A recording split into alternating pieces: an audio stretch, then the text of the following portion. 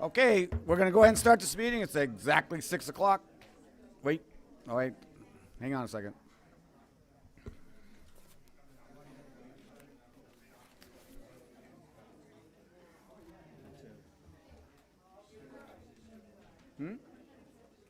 Oh. Okay, so we're going to get started. We have all these slips, so we're going to just start this meeting. So if you could please stand for the Pledge of Allegiance. And Anna's going to lead us. Please join me in the Pledge of Allegiance. Ready, begin. I pledge allegiance to the flag of the United States of America and to the republic for which it stands, one nation, under God, indivisible, with liberty and justice for all. Okay, if you'd like to remain standing, Leanne Clark from the Ministerial Association is going to lead us. If you'll bow your heads. Heavenly Father, we thank you for this evening as we gather tonight to discuss important matters relating to the city of 29 Palms. We thank you for the citizens attending along with our city council to determine the best decisions for our community. We are grateful that we are a nation that we, the people, can voice our views. And we thank you for that we are able as a community to be able to come together for the greater goal. We ask for peace and blessings in this place, as well as for our city, our families, our military base, our school district and schools as they are off on spring break, for our businesses, families, and our local nonprofits, to include our church community. We also thank you for the press in attendance tonight, that we are able to have freedom of press here also in our beautiful country. And we thank you for the prosperous year we are finishing out in this first quarter of 2026, and we just thank you again for a peaceful evening, a respectful time of gathering amongst fellow people who love this city, and we just again thank you, Father, for keeping us protected and blessing us. In Jesus' name, amen. Okay, roll call, please. Councilmember Wright, Here. Councilmember Bilderain, Here. Councilwoman Ramirez, Here. Mayor Pro Tem Scott, Here. Mayor Mintz. Here. All present. Okay, there's no closed session announcements. Any changes to the agenda? No, sir. All right, announcements. These are proceedings that will be viewed on demand at 29 Palms website at www.29palms.org. You may also live stream the meeting by going to our website and clicking on meeting agenda link. Awards, presentations, appointments, and proclamations. We have someone retiring, so Diane, would you like to meet us at the podium? And Keith? There she is. There she is.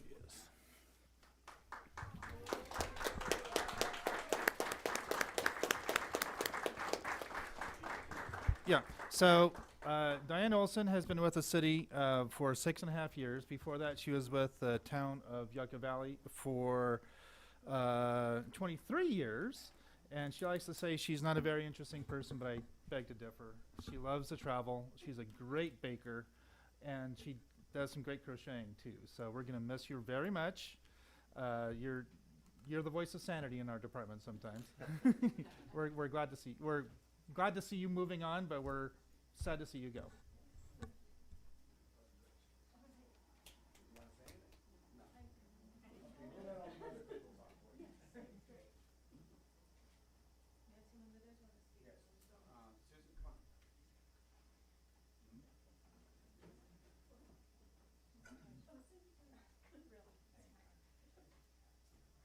Hello, Susan Peplow. I just want to actually take a moment before tonight's session to really thank Diane for all the work that she's done with the Planning Commission over the years, or department, excuse me.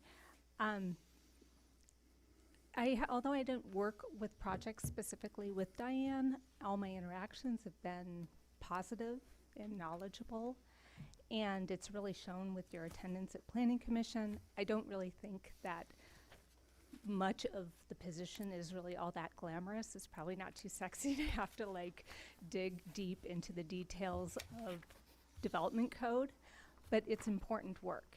It's clearly important work when we have a packed house that surrounds these details.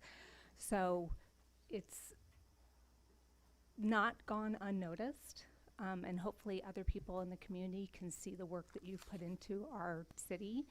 And also, for those of you who don't know, Diane was set to retire previously and has delayed this to really showcase her knowledge and not leave her team and community members or staff members, coworkers kind of in the lurch to get this application and other applications that were important for our city through the process into tonight. And I'm not sure other people realize that.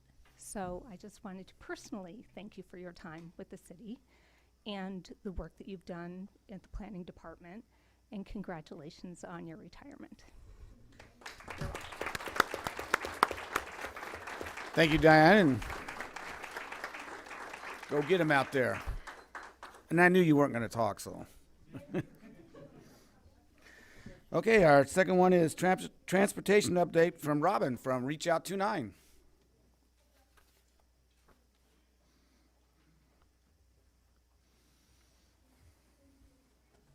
Good evening, everyone. And I don't know how to work this thing, but we'll figure it out. Just click forward. I have no clue. Now it is. Yeah, I'll let you have it. Let's see.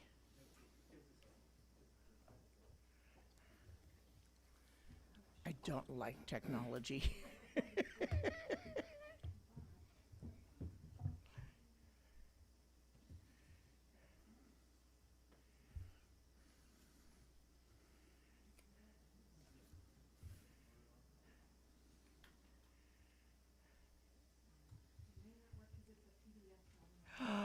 We didn't know. Oh, hey.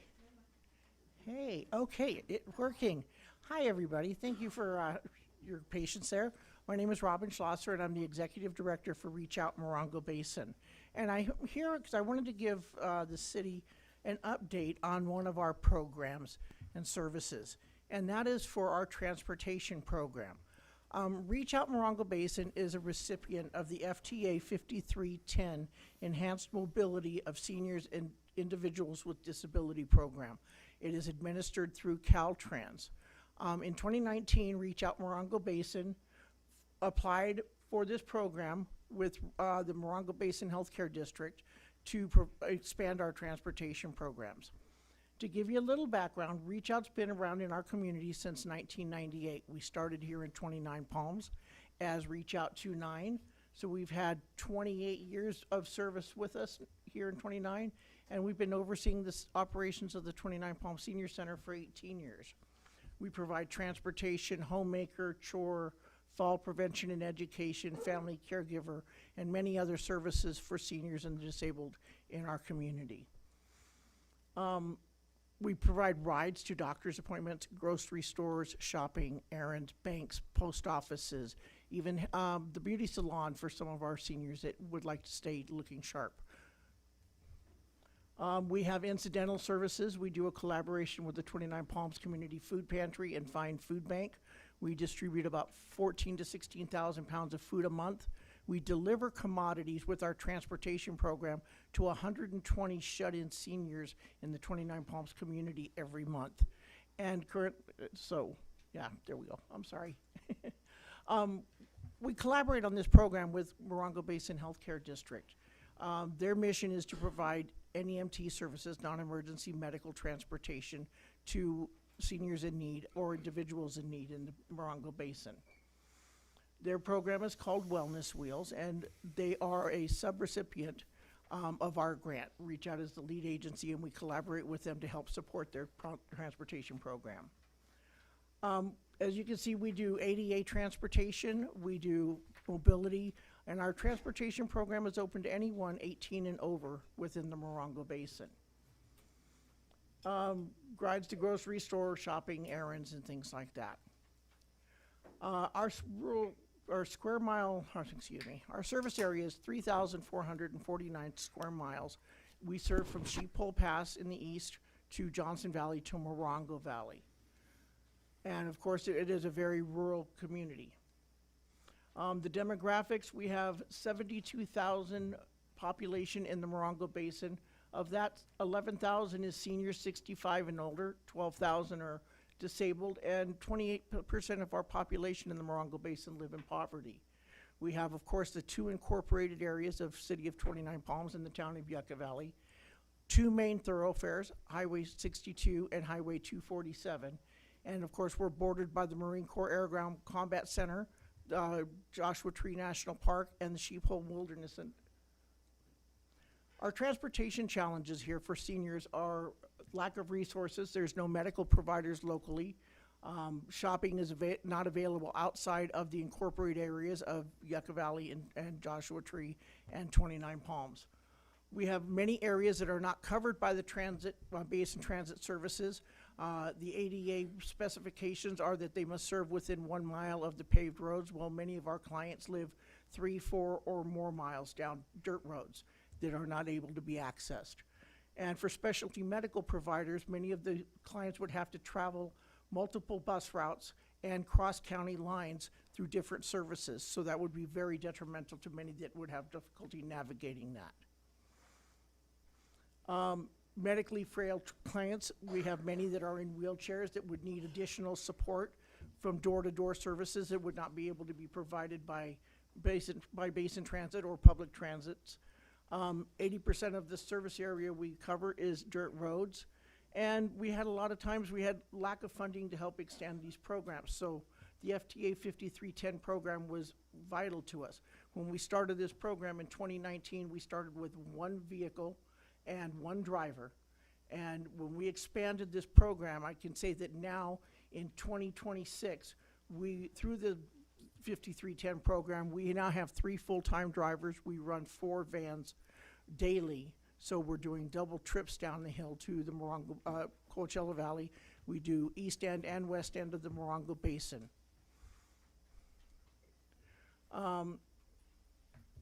We cross-reference with Morongo Basin Transit Authority. We help them with their services, with the grant reporting, with scheduling, and so on. We do door-to-door ADA, daily transportation out of the area. Sometimes we run 2 vans to the to Coachella Valley, and we do daily transportation. In 2025, Reach Out provided 14,979 trips, 104,000 miles. We're averaging about 1,100 to 1,300 trips per month now for this service, when previously our service numbers were not very high. And as you can see, in 2024, since 2024, we increased our services by 33%, and we did a 100% increase over 2023. Our numbers actually completely doubled in our trip counts and in our mileage. We have gotten our wait times decreased. We're doing transportation again 5 days a week now, and daily shopping, and with many times in the 29 Palms region, because this is where we're based, we're able to do same-day services for shopping, post office, and errands. Couple of the letters. Reach Out Morongo Basin Transportation Program has been extremely helpful for medical appointments and grocery shopping. I have no car and live 6 miles from the nearest bus stop. It says I'm 17 miles from town. You are my only transport. 4 miles from the bus stop. You are my lifeline. This is just a little bit of something about some of the clients that we serve here within our region. Now, one of the things that we wanted to bring up, because as I said, Reach Out Morongo Basin has been a recipient of this program since 2019. We just applied for another program, for another grant on this, and we got notified in January of 2026 that we will be getting awarded again funding for the 2027 through 2029 fiscal year. One of the things that I'm very proud of is that we have worked very, very hard to bring focus about the special needs in our community. You know, people here really need the help, and bringing much needed funding is life-saving for them.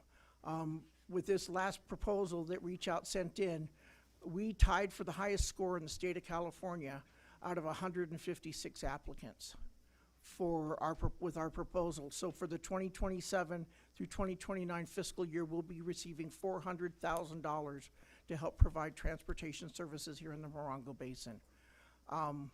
You know, we try very, very hard, and it's with the support of the city of 29 Palms and other communities, that we're able to continue to be of service to the people that live here, that otherwise would not be able to reach the destinations that they need to get to. And, you know, just wanted to bring up to you what we've done, what we're trying to do, how we're trying to help our community, and to thank the city council and the city of 29 Palms for their help in providing these services. Because without the home that you have provided us for the last 28 years, we wouldn't be where we are now. So thank you very much. Oh, Thank you, Robin. and I've given you all our 2025 annual report to learn about Yeah, some of the other we got stuff them. we did. Thank you so much. Okay, council comments, reports, and meetings attended. Councilmember Belderain. Thank you, Mr. Mayor. Congratulations, Diane, on your retirement. We're going to miss you. I attended the basketball tournament. We'll get more to that with MacArthur Wright. Rotary Club's Carnival, success, I believe. I spent a lot of money there. Well, my daughter did, so I'm sure they made a good budget. Meetings. I had multiple meetings with the homeless, child safety, and working on a veterans education job fair, hopefully coming soon. So working that right now, and that's all I have, Mr. Mayor. Thank you. Councilmember Ramirez. I attended the East Desert Regional Steering Committee Housing and Homeless meeting, and also went to the carnival. That was awesome. And I also met with constituents to discuss safety and the future of our city. Councilmember Wright. Thank you, Mr. Mayor. First of all, wishing my sister a happy birthday. Her birthday is today. And happy birthday to Johnny Smith. He lives in Yucca Valley. All right. And I also attended the carnival. And spent a lot of money, too. Yeah. We blew that budget, but it was good. The kids had fun, so that was good. And also, congratulations to Diane. And I attended a lot of basketball tournaments, so not this weekend, but last weekend we went to Palm Springs for the Beaumont's Kings and Queens tournament. And the 3rd and 4th grade boys came in first. The 3rd and 4th grade girls, I'm sorry, wait, I got it all mixed up. Yeah. 3rd and 4th grade girls came in second. 5th and 6th grade girls came in first. 5th and 6th grade boys came in first. And 7th and 8th grade boys came in second. And when the 5th and 6th grade boys won, we took home the King's Cup. It's the King and Queens tournament. So, yeah, we was representing. So 29, those all-star teams are doing great. And then this weekend, the 3rd and 4th grade girls came in 3rd, and the boys came in 1st. And I believe our 3rd and 4th grade boys are undefeated. They've not lost. They've been going through teams, so they're doing great. And then our 5th and 6th grade girls came in 3rd, and our 5th and 6th grade boys came in 2nd, and our 7th and 8th grade boys came in 1st. So again, the kids are doing a great job. The coaches are doing fantastic. I mean, it's just awesome to watch these kids, you know, just lay it all out on the court and do what they do, you know, just for the love of the game, and recognizing that they represent the city of 29 Palms. So they've shown great character, and, you know, they've done amazing. My son had the greatest test, because everybody that knows my son knows that, well, just anyway, he got pushed on the court, and his reaction was nothing, which was great for my son. So the entire gym was quiet, put it that way. But it just shows that their character is being developed, and, you know, they're learning and they're doing the things that they're supposed to do to represent this community. And so I'm telling you that they're representing the community very well. So our next tournament is going to be in Redondo, or Redondo, however you say it.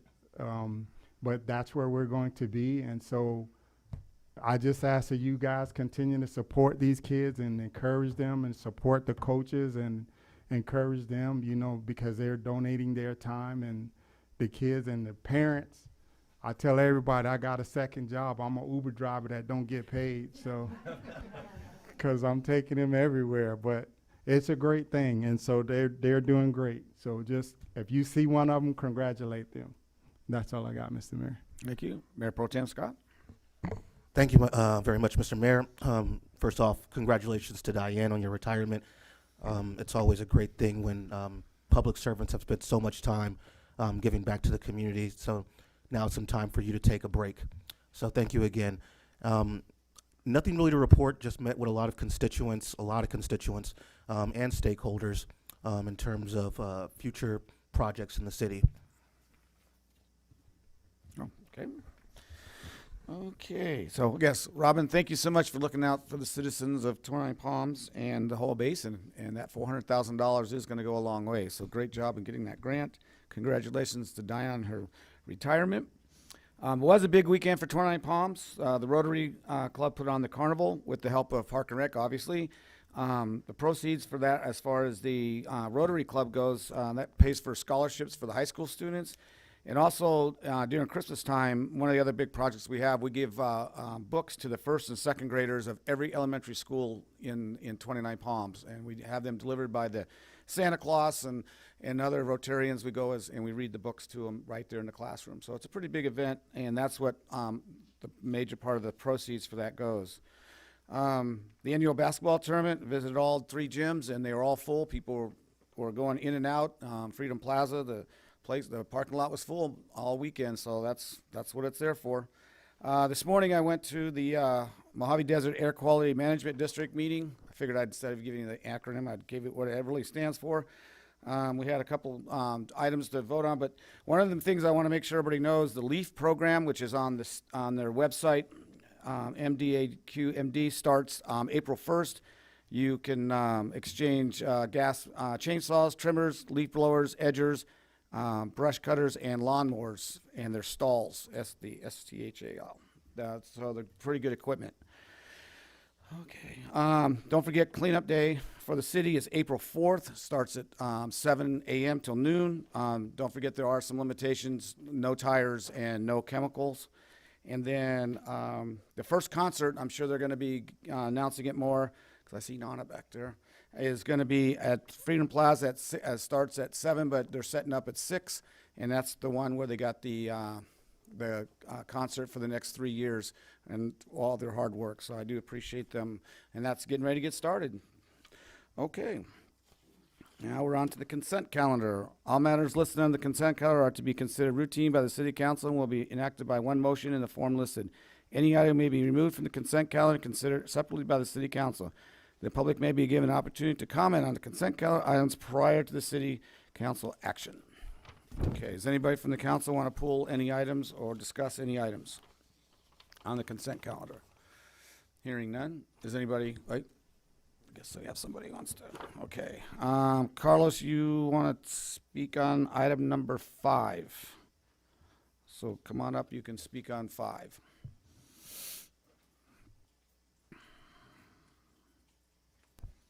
Hello, Carlos Blannon. Thank you for allowing me to speak on this symposium. Council members, Mayor.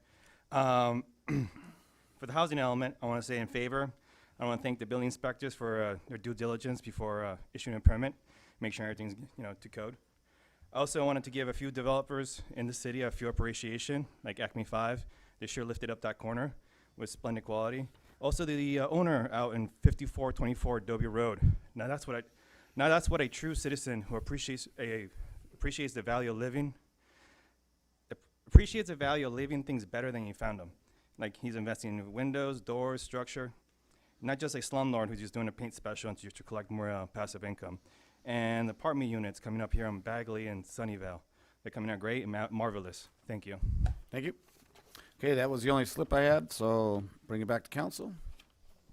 I'm with the consent calendar. Second. Okay, I have a motion and a second. Any discussion? Seeing none. Roll call, please. Councilwoman Ramirez? Aye. Councilmember Bildering? Aye. Councilmember Wright? Aye. Mayor Pro Tem Scott? Aye. Mayor Mintz? Aye. Approved 5-0. Thank you. Okay, we had nothing was. We already discussed the item that was talked about. Okay, item number 8, project closeout, Elm Avenue project funded under the Community Development Block Grant. Homekey set aside. Who's doing that Thank you, one? Mayor. We're going to have Miss Abigail speak about this item tonight. This was a project in which the city purchased 4 units, 4 homes, 3 attached, 1 attached, here within the southeast portion of the city. And Ms. Hernandez is going to talk about the use of the Project Homekey funds and the ultimate closeout of that project. Well, good evening, Mr. Mayor, Good council evening. members, members of this community. Tonight I'll be presenting the results of the Elm Avenue project funded under the Community Development Block Grant Coronavirus Homekey Set Aside Program. As you may recall, back in July 11 of 2022, the city was awarded a $713,175 grant by the Department of Housing and Community Development, which I'll be referring to as HCD moving forward. The activities funded under this grant include the acquisition and rehabilitation of the 4 residential units that Stone just mentioned. They are on a single lot with the objective of providing affordable housing for homeless veterans. The grant agreement expires on March 31st of this year, and city staff are currently working with HCD to close out the project. One of the closeout requirements is for the city to hold a public hearing to provide the status on the activities funded under the grant. At this hearing, I'll be reporting on the following 3 items. 1, the status of the project and expected timeframe to completion. 2, the results to date, including housing units completed and in service, and the number of individuals currently assisted. And number 3, funds expended, balance of funds available, and the budget expectations to complete the project. Regarding the progress of the project, the 4 residential units, collectively known as the Elm Avenue property, were acquired back in December 22nd, 2021. These units are located at 6937, 6939, 6941, and 6943 Elm Avenue in 29 Palms. Minor repairs and improvements were made to all the units upon acquisition, including installation of new windows and new carpet, paint work, AC repairs, plumbing and water heater repairs, as well as electric repairs. As part of the approved activities, the city completed the design of the ADA improvements for Unit 6943 Elm Avenue. However, due to unforeseen issues with the relocation of the existing tenant, the relocation and the ADA improvements had to be canceled with the approval of HCD. The family living at 6937 Elm House did not meet the income requirements of the program, and the city had to relocate them in June of 2024. Due to this project being funded by federal grants, the city had to follow HUD's guidance for relocation under the Uniform Relocation Assistance and Real Property Acquisition Policies Act. The relocation assistance included advisory services, moving expense payments, and replacement housing support payments.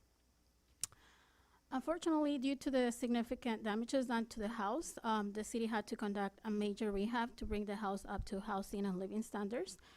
On November 12 of 2025, the City Council awarded the construction contract with KNC Construction, Inc. in the amount of $189,500.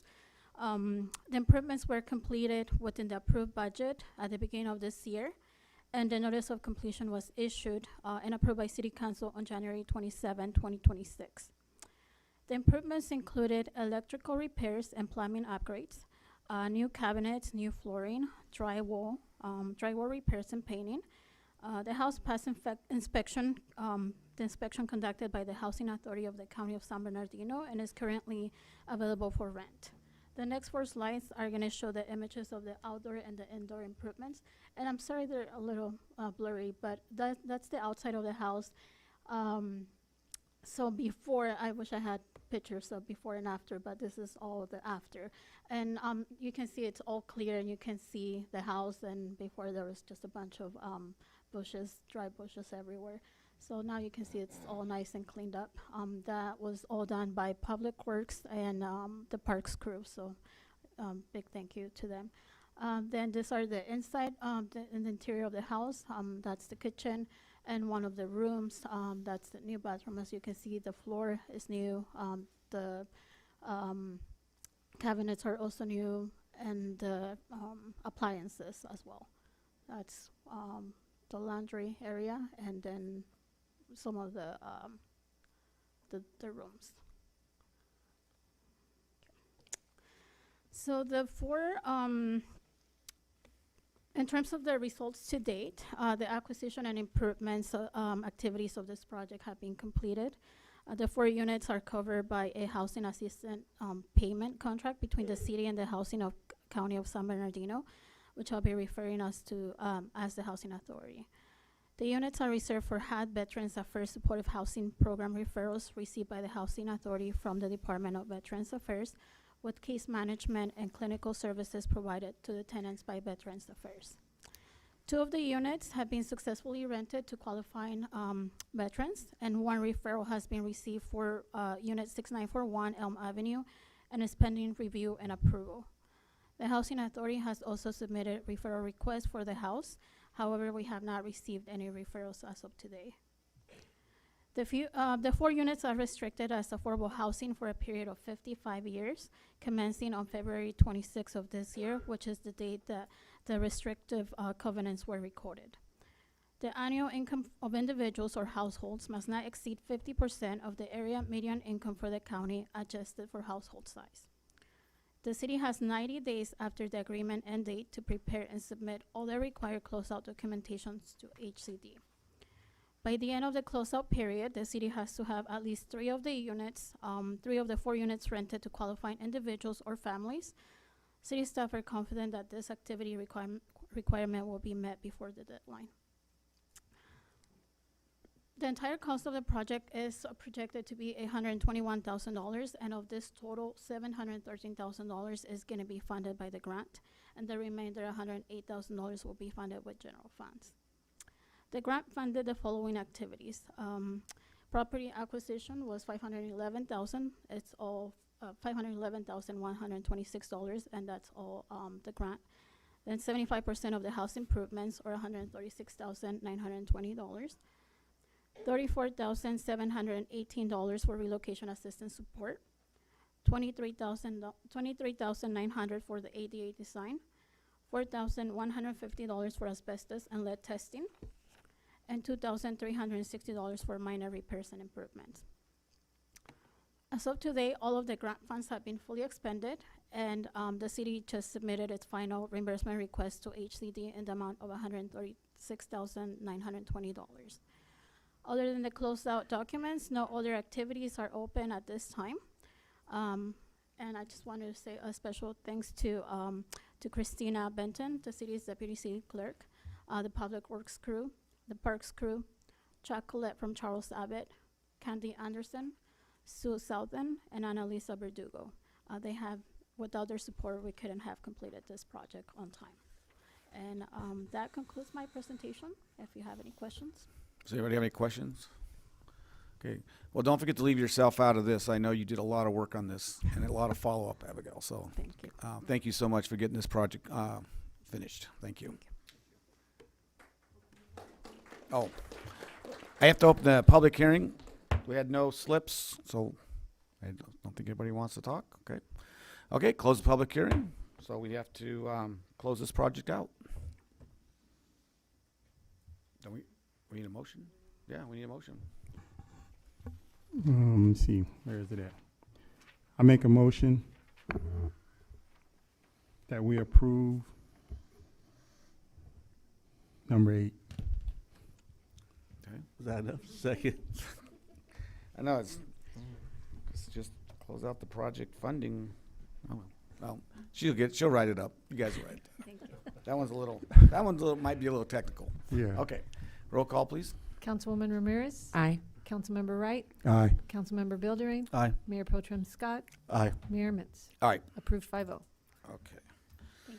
Okay, number 9, e-solar projects. You get to take the walk this time, Councilmember Bildering. Hold on just a second.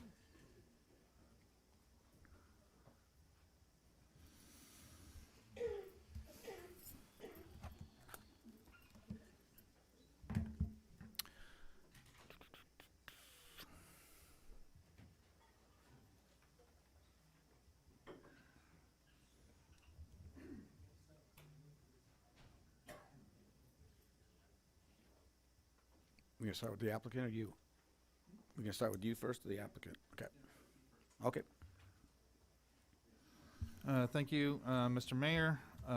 Number 9 is the E-Group Solar Project, which I'll go through in some detail here. Currently, the city has a ban on solar fields through Ordinance 249, which passed about 12 or so years ago. However, the state law, AB 205, allows solar farms to meet certain requirements to be reviewed and conditioned by the state instead of local jurisdictions. On May of last year, I'm sorry, May of 3 years ago now, the city council directed city staff to process the solar field applications proposed by E-Group Solar and to negotiate a community benefit package. It is on 2 parcels that are 477 acres plus or minus, and the solar project itself is 184 acres of the northern 241 acres. So what you see highlighted in red is the area of the city of the proposed project. We blow up a little bit, and it is northerly of 2 Mile, and the developed portion is northerly of Samarkand, east of what would be Canyon Road and westward of what would be Knowles. And the dotted dash line on the top there is the city boundary. This project has 8 components to it.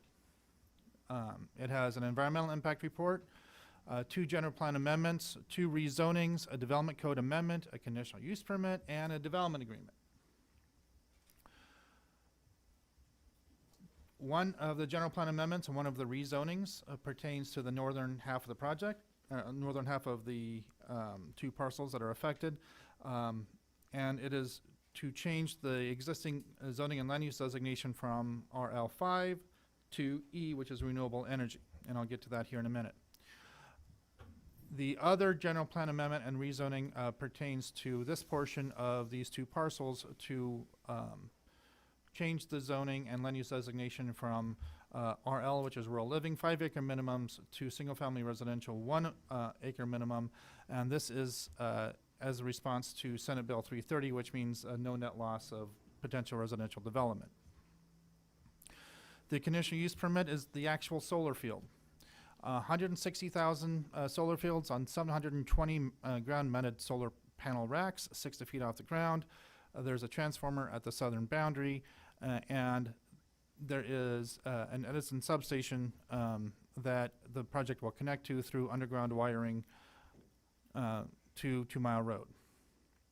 The Development Code Amendment establishes the renewable energy or E zone along with the development standards and allowable uses, and also establishes in our special use section pertaining to special conditions and findings for future solar projects. The community benefit package is also part of your proposal here. The typical development project, whether it's commercial or residential or industrial, will be required to dedicate certain infrastructure improvements and to pay a certain amount of development impact fees, depending on the nature of the project. However, since this is a solar project, it will not be subject to development impact fees. Therefore, a community benefit package has been negotiated. As we see, it starts off with $105,000 as soon as they begin construction, and it ratchets up to $150,000 after 5 years of operation, plus a cost of living or CPI increase. So that translates to approximately $5,445,000 over the course of 30 years. If you look at how other jurisdictions do community benefit packages for solar projects, San Bernardino County, Riverside County, and Imperial County all have established board policies or ordinances. They do on a per acre per year calculation, ranging from $157 at San Bernardino County to $600 in Imperial County, and they do get adjusted from time to time, but this is the current numbers. So if you compare what E-Group Solar is providing in comparison to these numbers, it is in the ballpark of Imperial County, if not a little bit higher, once it's fully developed. The City Council gave concurrence to the city staff in June of 2025 that the numbers presented in the community benefit package as written in the development agreement were acceptable for processing. And so there has been some discussion about property and sales tax estimates. I'm going to preface these numbers by saying these are based on a huge amount of assumptions, based upon ourselves and the applicant and our legal team and our accounting team. This is over the lifetime of the project, not on a per year basis. The first couple years, it captures sales tax, and third year after that, captures sales tax plus property tax. The sales tax assumptions are as follows, and I will have to defer to our finance director if she's still here to explain this in a little bit more detail. And we also have property tax assumptions. Currently, there's a property tax exemption for the state that expires in 2031. If that property exemption expires, then it would be reasonable to assume that the city would get some degree of property tax. Again, all of these are subjective at this point, subject to changes in state and federal laws. But this is our best guess estimate, again, with a lot of caveats. We also have an environmental impact report. It did go through its regular processing.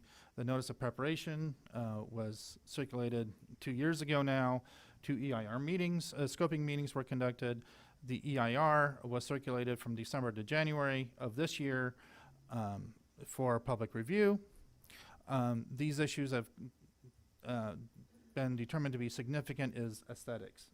Okay, that is it's an unavoidable significant impact to aesthetics.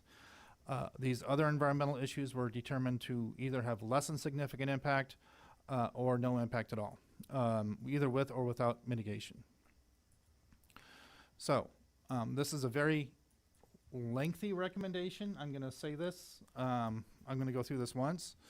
What we're asking the City Council, what our recommendation is adopting the resolution certifying the EIR and the statement of overriding findings. We did pass out a slight correction, a typo correction in the resolution that is also available in the lobby. Second resolution approving the general plan amendment, amending the general plan to establish renewable energy and to change the land use designation on the southern or the northern half of the project. Another resolution approving general plan amendment 24-1, amending the general plan to redesignate certain properties from RL5 to single-family residential, RS1. First reading of the ordinance approving the development code amendment establishing the renewable energy zone. First reading of another ordinance approving the rezoning of 23-1, rezoning certain properties from rural living 5-acre to renewable energy, E. First reading of another ordinance approving rezoning number 24-0001, rezoning certain properties from rural living 5-acre to single-family 1-acre minimum lots.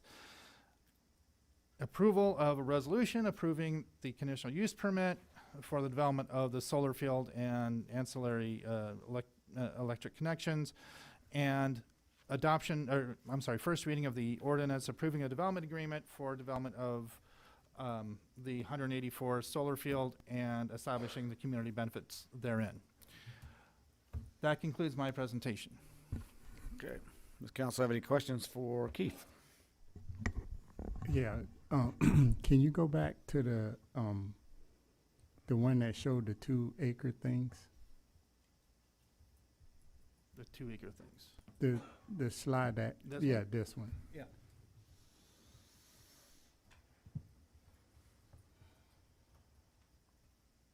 So this residential estates, is that a part of it too, right? So, so the way the parcels are drawn, there is a parcel on, you can sort of see this little gray line here. So there's a parcel on the east 1/3 of the project and a parcel on the west 1/3 of the project. The current zoning, residential estates, is from this dark gray green below. Everything else currently on the project site is rural living 5-acre minimum, everything else. So up here it's changing from RL to energy, and this area is changing from RL5 to RS1 acre lots. but not this, No, this area, these other areas are not being touched as far as rezoning, but it's a part of their project. because it's part of the parcels. It's because the way the parcels are, and I can bring up a GIS exhibit if you like.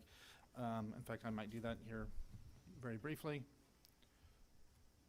If you were to look at the parcels now, these are the two large parcels. That's one legal parcel here and one legal parcel here. And this does get confusing. So Samarkand goes roughly right here. So all of this light colored area, the blue area is just what I'm highlighting at the moment.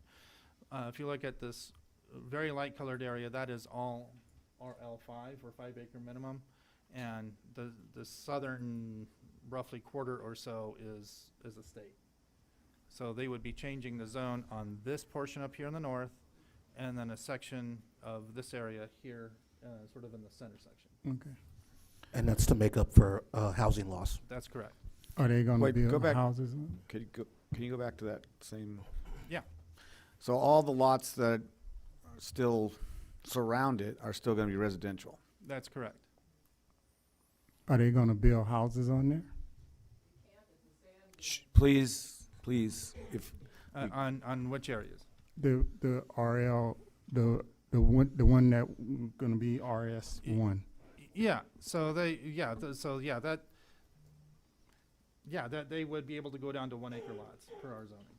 And then, Well, I guess they that's could build houses on each one of those. why, Or that's a someone could. question for them. Yeah. Okay. So, so just because you get the zoning doesn't mean you are gonna have an immediate development on it. So, yeah, that would allow them to go down to 1 acre lots.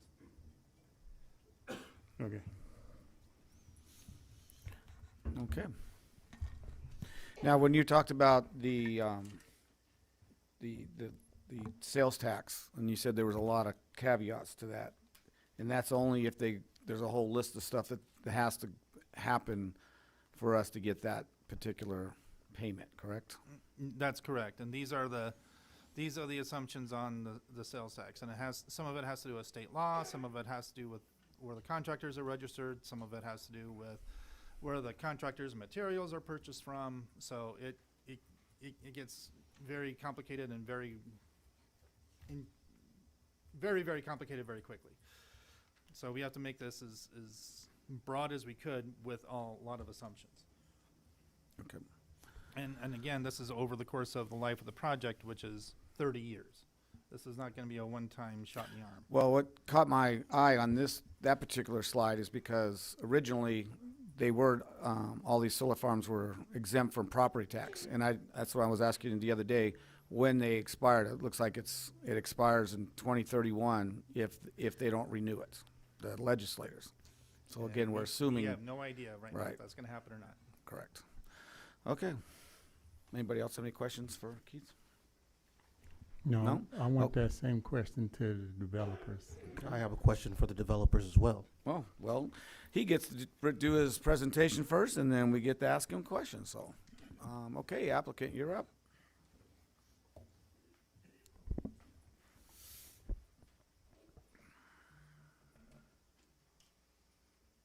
Good evening, Mayor Mintz and City Council members. My name is Robert Smith on behalf of the applicant E-Group tonight.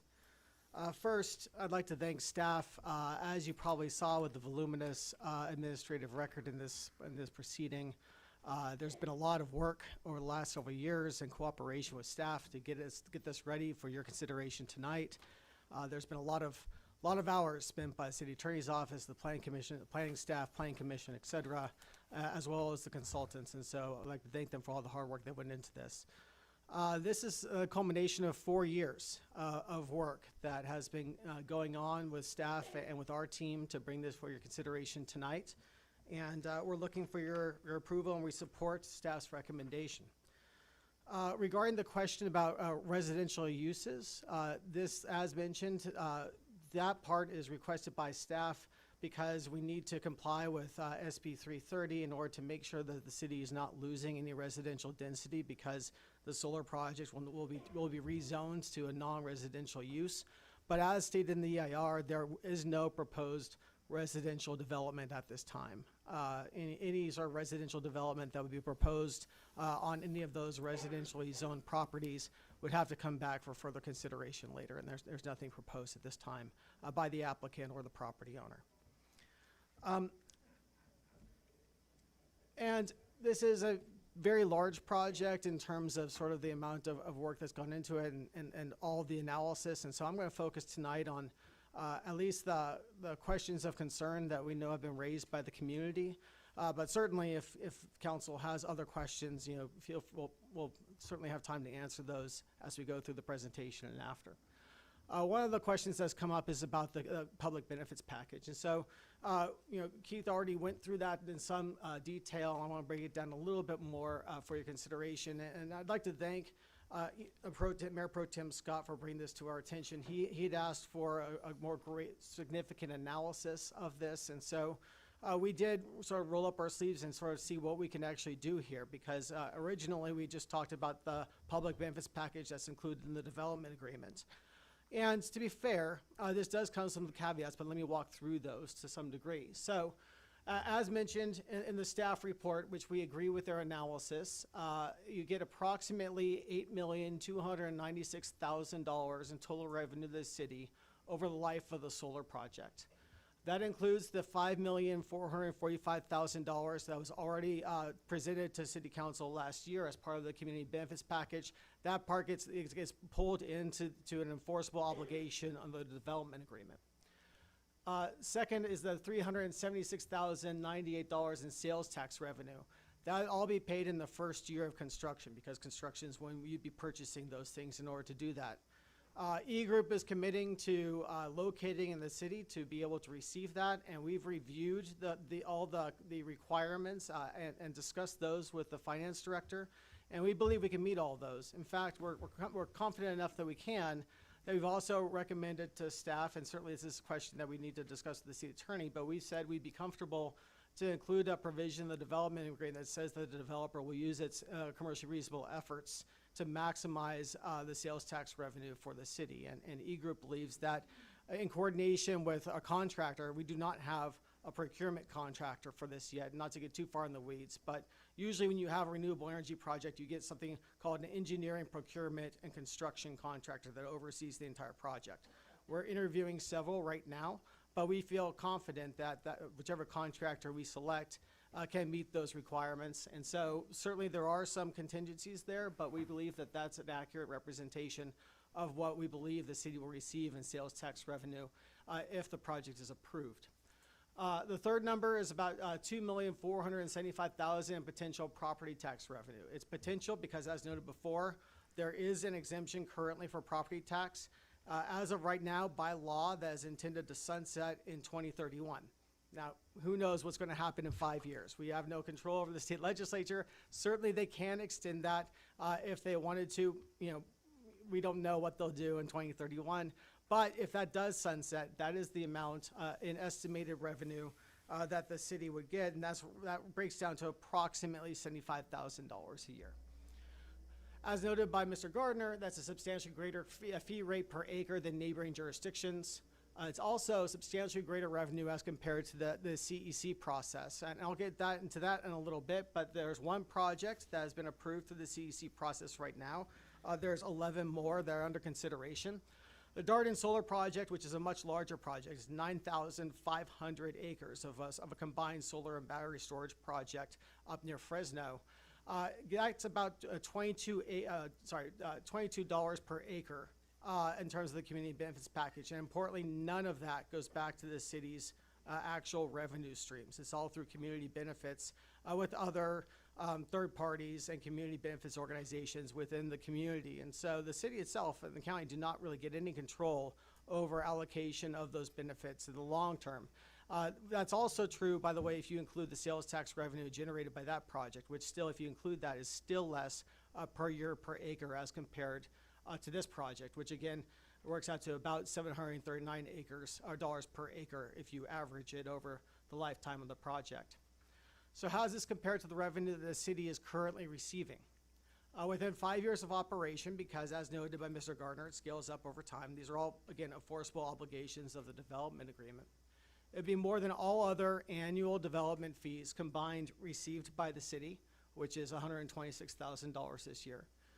And E Group would be the single largest individual taxpayer in the city on the basis of sales tax, or equivalent to 16% of the city's overall sales tax revenue. And that number includes property tax if the provision did sunset in 2031. There has been a lot of discussion about AB 205. And so I think E-Group would like to clarify a couple of things when it comes to this process. First off, as the first time that I met with the city council and we met with the community, we are here today because we think this is a good project for the city. We have proposed this to be approved by the city through the city approval process. We do not have an application currently pending before the CEC. And so we want this project to be evaluated on its merits. But so the question about whether or not this project before you tonight could meet approval through the CEC is quite respectfully the wrong question to ask. And we disagree with the CEC staff interpretation that's been circulated, but regardless, we think that is largely irrelevant. The right questions to ask are, can E-Group submit a project for CEC approval that meets CEC requirements? The answer to that's yes. It's really simple. So solar is generated by the solar panels. That generates DC current. No one has claimed that we cannot generate enough DC current for the project, which, depending on how you measure it, is about 53 megawatts. It then goes into the inverters. Those inverters transmit it from DC current to AC current. And then that power is then transferred through the interconnection system to the Carradine substation. It's a very simple fix. All we would have to do is add more inverters to the solar rows. We don't need to expand the acreage. We don't need to change anything about the project beyond that. We do not need to expand the project footprint. That would require a revision to 4 pages of the EIR in front of you tonight. We could probably do it in a couple hours. Again, we don't want to go to the CEC, but could we prepare a project that we submitted for CEC approval that meets it? My answer is easily. And again, this is not a site-limited project. We have 484 acres under lease. So for whatever reason, if the CEC wanted us to expand or required us to expand to greater acreage, we have more land under lease to do so. But bottom line, we right-size this project for this community, for you, and we think that this is a project that stands on its own. The second question, will E-Group go to the CEC for approval if you deny the project? Again, the answer to that is yes. E-Group has already committed over $1 million to this project. If we're hoping for your approval, that's certainly why we've been in this community for 4 years and done all this work, and we're seeking your approval tonight. But if it is denied, we think we can go to the CEC, and we plan to do so. And finally, how would the CEC view that project? I think that they'd be pretty favorable to it. We already have an EIR that's basically ready to go with very little revision. The CEC is looking for opportunities to expand renewable energy. That is their mandate. And this city is one of the only ones in the state of California that still has a solar ban, which is the whole reason why AB 205 was enacted, was to expand renewable energy in places where it was not being approved. So respectfully, we are seeking your approval because we think it's the right thing to do, and we want to work with the city as a partner in this. But the question about whether or not we can go to the CEC through AB 205, I think you could answer that with a resounding yes. Please, if we're going to talk from the audience, you'll have to not be able to say anything. So please be respectful. Thank you. I want to touch briefly on the environmental review. This is the first environmental impact report that's been prepared in the city in over a decade.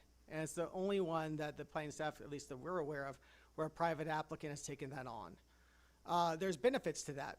If the project's litigated, it has a substantially higher degree of deference to courts than a mitigated negative declaration. There's obviously a lot more work that goes into it in terms of an environmental analysis standpoint. In this case, there's over 1,000 pages of analysis, including 10 technical reports prepared over several years. And also there's, and it gets higher deference from the courts because there's a much more significant and thorough environmental review. There's additional opportunities for public comment.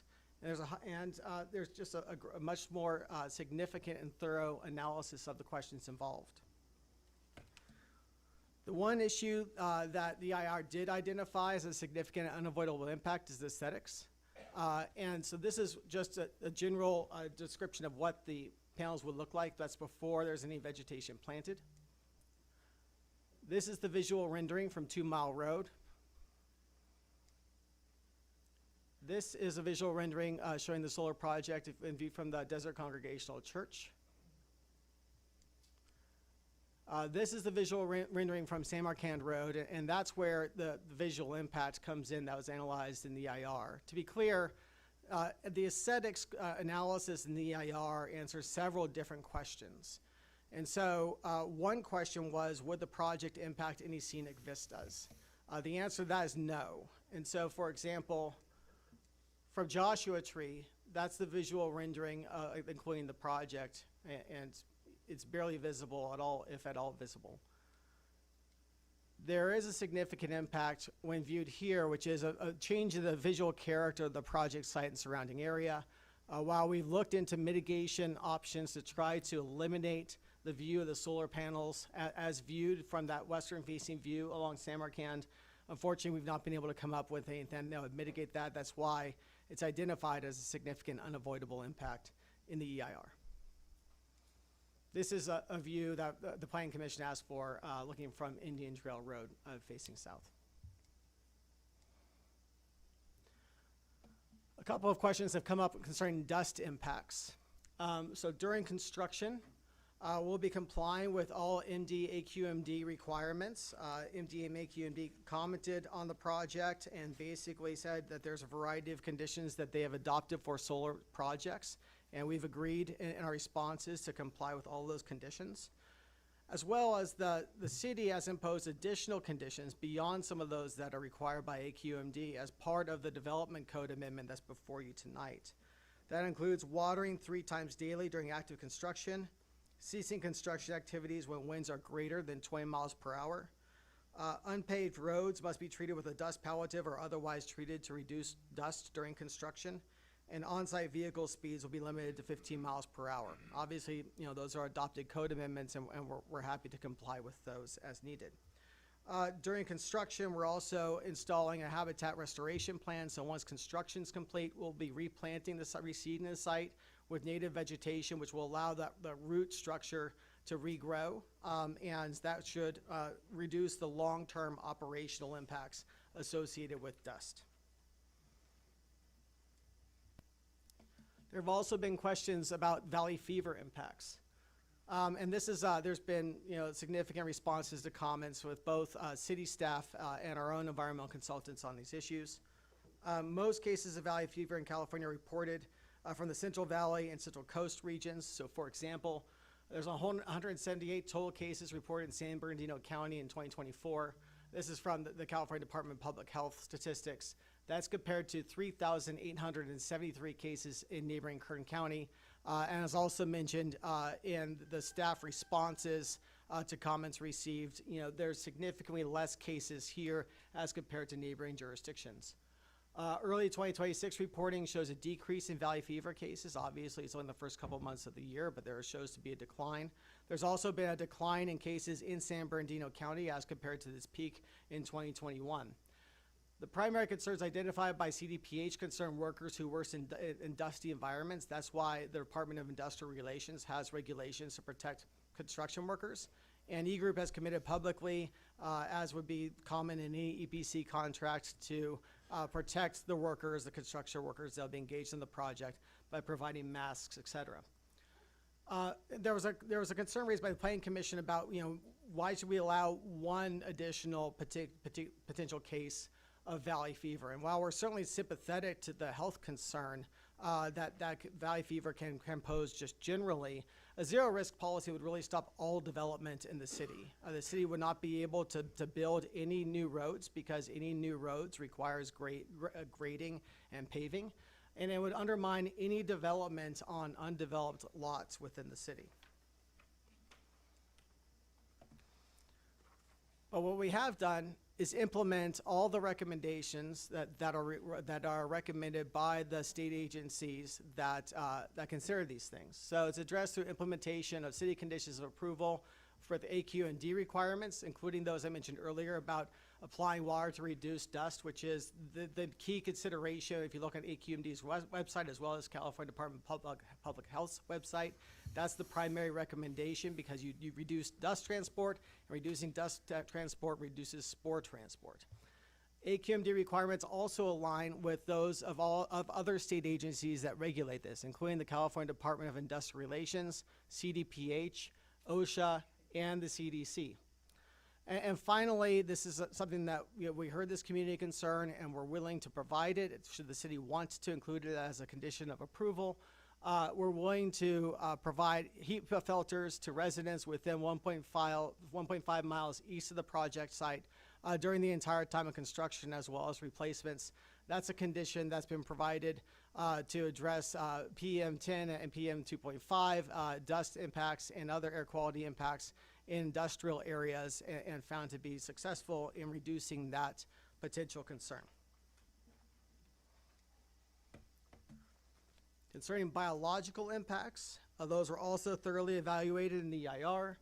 It was informed by multiple site visits over several years. No burrowing owls were identified on the site. 2 desert tortoises were identified and appropriate mitigation was proposed.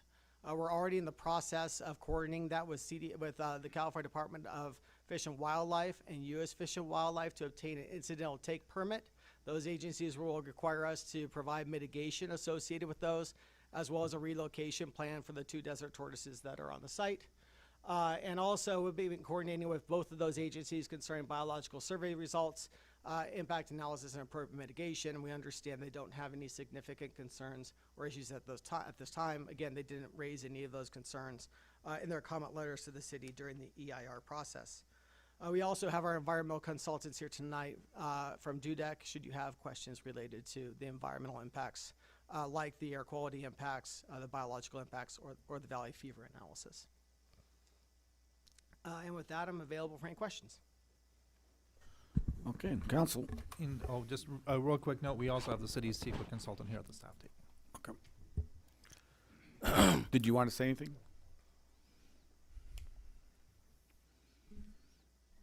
No, sir, but I'm glad to answer any of your questions. Okay, thank you. Who wants to go first? I'll go first. I really, I appreciate everything that you've said, and certainly appreciate the time and consideration that you've put into this project. I don't see former Senator Brulte here, but we've had extensive conversations about the benefit package, and I really appreciate that you guys were able to make some adjustments to that package. Now, is that going to be put into the code where they have to actually buy those tools and things in the city so we get that sales tax? I'm sorry, you directed the question to me or staff? Yes, sir. Okay. The 300 and something thousand in sales tax revenue? We have proposed language to the city attorney's office that would incorporate the requirement that we use all commercially reasonable efforts to maximize that sales tax revenue for the city. We've also told the city staff in discussions with the finance director that we don't see any problem meeting those requirements. So that our proposal would be that similar language be floated in the development agreement on that basis. Thank you. And what mechanism are you guys using to guarantee that you'll use locals for the construction jobs? I understand there's 200 jobs. How do we know that how are we going to guarantee some of those jobs come to 29 Palms? We certainly want those jobs to be located here. And so currently in the development agreement, there is no language that that requires them to be located here. And we are in negotiations with a union that has at least wanted us to sign a project labor agreement. They're represented by council here tonight. And so if those negotiations were successful, that may implicate how many people here are local. In other words, if they're from San Bernardino and we're committing to a PLA with a union, then it may be difficult for us to say they have to be from the city. And so we could do whatever you want there. It is certainly our stated goal that we want to hire as many people from here as possible. But we also want to be careful not to get any crosswise with any negotiations that we have with represented unions that, again, have been raising some concerns and wants to engage in a PLA, but they don't necessarily source from this city itself, if that makes sense. Thank you. And I got one last question. I promise I'll let you go. In terms of the plot of land that's south, that's going to be rezoned. That's part of your lease too? Yes, that's correct. Wait, I'm sorry. The residential part that's going to be rezoned residential. Yeah, that's right below where the project is going to be. Where if we change the zoning of that property. No, that's not. No, that's not part of our lease with the landlord. Okay, thank you. Okay, so with that question, I need more clarification on this. Because you want it rezoned for single family just to meet a quota, but would you build a house there? We're not residential housing developers. No, I'm talking about you individually. Would you build a house there and live next to a solar farm? Because that's basically what you're asking. If we rezone that to residential 1, and then we build single family homes on that lot, that's what we're asking families to do. That's correct. It's already residentially zoned though. So we'd be increasing the density of the potential allowable density for that area. But that's, again, already a residentially zoned area. Yeah, but you didn't answer the question. Whether I would personally build a house there, I sort of like the house I've got, so I'm probably just going to stay with my current house. Is that house in 29? It's not.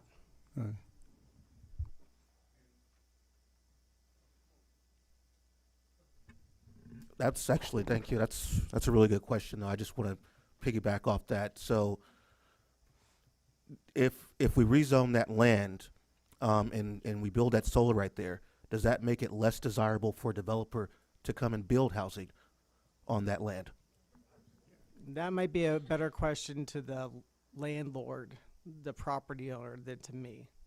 I'm not a residential housing developer, and so I can't answer that question about desirability or not. I will say that there is an aesthetics mitigation measure that requires screening on that side with some landscaping. Whether or not that would be enough to satisfy folks that may want to build there in the future, I don't know.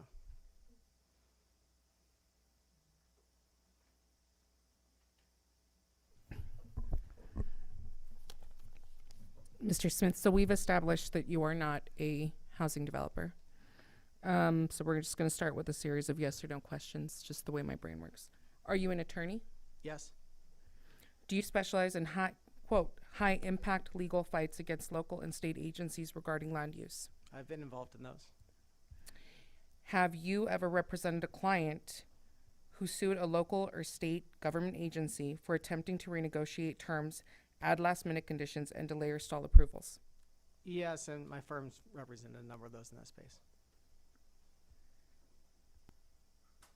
Is it true that in these cases you relied heavily on Supreme Court rulings, number 1, Nolan versus the California Coastal Commission, number 2, Dolan versus the City of Tigard, and number 3, Lucas versus South Carolina Coastal Council? Yes, those are generally the sort of preeminent takings cases that came out of the Supreme Court. Okay.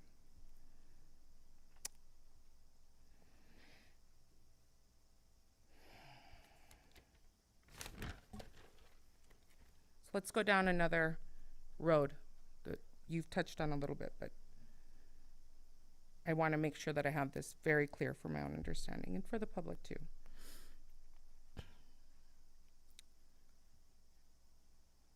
I'm not shy about where I grew up, about my upbringings, about anything like that, because it gave me a certain view on life and certain skill sets And one of those things is that I listen to what people don't say when they speak. As it stands, AB 205 is the state law that would allow for this project or a project like this to move forward despite whatever happens today. Correct? Yeah, yes, that's the intent of the legislation. Okay. That being said, again, just for my own understanding, because if we can't change any part of the agreement as of the community benefits package because it would trigger a takings claim, then you guys also can't last minute change this. Correct? So right now it's proposed at 184 acres. The project before the city council is 184 acres, yes, that's Okay. correct. We did have some concerns come in and some emails from the CEC stating that as the project stands right now, if you were to go to the state, then the state would not approve that. However, what you didn't say is that you would go to the state with this exact plan, correct? That's correct. Because the state is going to push you to make it bigger and produce more energy, correct?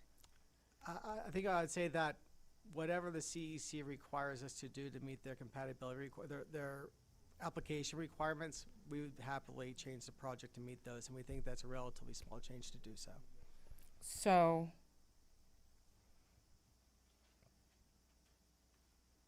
by you working with the city,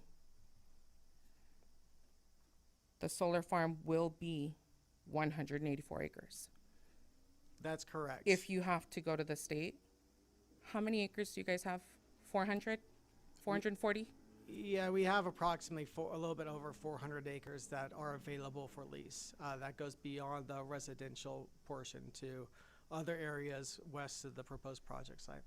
So if you go to the state, there's a possibility that this project could end up being bigger than 184 acres? If the state required us to increase the size of the project to meet its requirements, we could do that. Thank you. I have a question. Since you have 400 acres, if this council today lifts this moratorium on solar, what's stopping you from building out that 400 anyway? Because we'd have to come back to you for a whole nother round of approvals. And it's been a long process to get here. So we designed a project we thought was the right size for the community. If we wanted to expand that in the future, we would have to go through the entire process again. That would include a new EIR, new rezoning, et cetera. If we went through the city process, again, the CEC circumvents the city process. So what the CEC wants us to do for their approval process would be slightly different. But you know, but we think that we've got the right project for your consideration tonight. No, I understand that part. So I understand you're going to have to come back, and we're going to have to. But there's now that the moratorium is lifted, though. I mean, that's one less hurdle if you want to build that land out. If we wanted to build that land out, and then yes, the moratorium will be gone. We'd have to comply with all the new development code requirements. We'd have to pay for another EIR, and then we'd also need to rezone that area that would be, for example, to the west. And then you would have the right to either accept that project or reject it. And also, by the way, that would also require a new community benefits package, because the community benefits package is also a requirement of the development code amendment. This might be a question for you, Jennifer. Is it possible to not lift the moratorium, but approve it just for this project? Technically, we're not lifting the moratorium. That moratorium is still in place, but we are processing the project application. Okay, thank you. Thank you for that. Okay. I got a couple of questions. First, the eSolar PS LLC, do they currently operate any solar fields at all? Yes. As we presented both the City Council and the Planning Commission, they have a very large energy portfolio in Europe. That includes multiple solar fields, wind projects, and I believe also geothermal. But none in California. That's correct. This is their first project in California. Okay. Now, The 38 number that's been obviously brought up a lot, and it was in the original, because I heard you say that you guys met the 50% in our first study session, and then all of a sudden the 38 came up. I was just curious why that 38 number was brought up, and why you didn't start with the 50 that was already AC.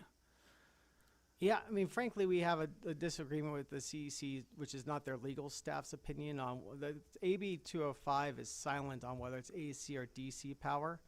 So we've been talking, including in our first presentation to you, about the 50 megawatts that are generated by the solar panels themselves. That 38 number is basically, if you look at the number of inverters on the site, that converted into AC power. But again, that's something that's really easy for us to fix. We just could add more inverters to meet that. Because I'm just going off the letter that we did receive. They're saying right at this moment, if you left it the way it was, they wouldn't review it. So that's why I asked that question, why.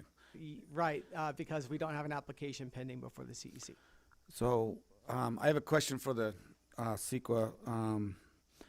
So he was saying they could make this thing 400 acres. Would the current EIR cover them just expanding this to 400 acres? Absolutely not. No, it wouldn't. No. They'd have to go through a whole new EIR just for that. So they couldn't automatically just say, well, CDC, we're just going to do 400 acres. Here you go. That's correct. Okay, thank you. I had one other question. You mentioned that. Did you say that we're the only city that doesn't have solar panels fields? I said you're one of the only cities that does not allow renewable energy. Okay. Oh, you mean fields, not renewable? We have plenty of renewable energy. We have all our schools have renewable energy. We got plenty of houses with them. So I just kind of wanted to clarify that statement, because it sounded like we're anti-solar panels. No, that's a fair clarification. I would say that you're one of the few that has a total prohibition on commercial scale solar. Okay. Well, I go through cities and I don't see a lot of fields in some of the cities that I see. So I'm just, except for on schools, all the schools, and on houses and parking structures. But so, okay. I just wanted to clarify that, because that's almost what you sounded. I thought I heard, so I just wanted to clarify that. Okay. Mr. Mayor, I have a question for the city attorney. So if we're not lifting the moratorium, how legally are we processing this? We're basically processing the application despite the fact that the moratorium is in place.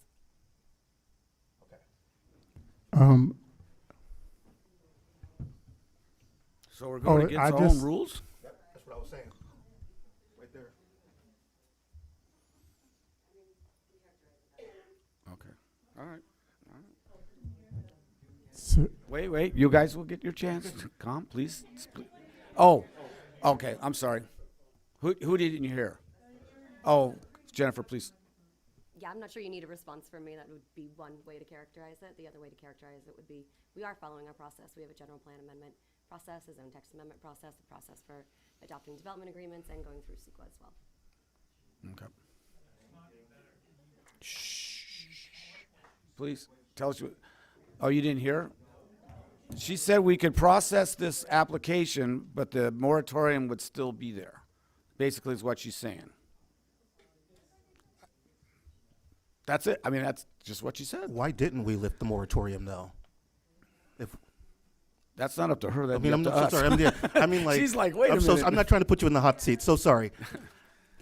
No, Well, we would have to we would have had to vote on that before if we wanted to lift the moratorium. Yes.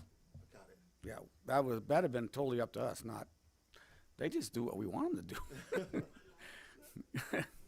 well, I want you to clarify so people understand, because they're going back and forth with this 50 and 38 and all of that. Really, to get to 50, all you need to do is add panels, correct? Add inverters. We Oh, need to add inverters. approximately 70 inverters. So here, let me. And you could do that in the current scope of what you have, right? So the inverters go on the ends of these solar panel rows. So we wouldn't need to install any more solar panels, nor would we have to install any more rows. We'd have to install more inverters. And so, not to get too far into the weeds, but most of the environmental analysis deals with the grading and the site preparation impacts. If you think about it, we're disturbing approximately 140 acres out of 184 acres. So if you look at the biological impacts, if you look at the water analysis, and certainly you could talk to your own city staff for her opinion on this, but or the EIR consultant, but the vast majority of the impacts go towards the disturbance of the ground and the grading as opposed to the inverters. In fact, if you do a search for the word inverter in the EIR, I think it comes up 10 times. There's 3 times where it has the number of inverters. So we would need to change the number, and we probably would need to update the noise analysis, which did look at inverters, but that's about it. And so if you're asking me what I would do to bring this to the CEC in short order, I would put more inverters on the project, change those couple pages, the EIR, and I think that we'd be ready to go. But again, you know, we'd like to see your approval without necessarily going through that process or going to the CEC.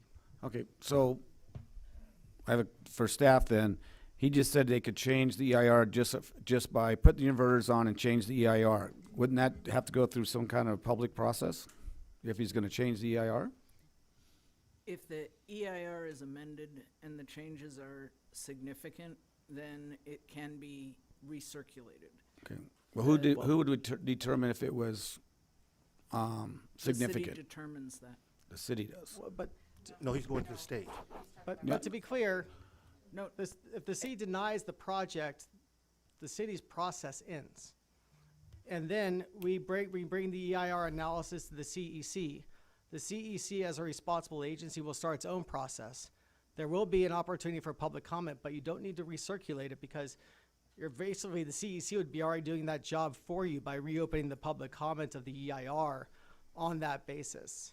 So it would go through another public comment process through the CEC process, certainly. But we'd be presenting the environmental analysis to the CEC for their review and consideration. Okay. Yes, staff.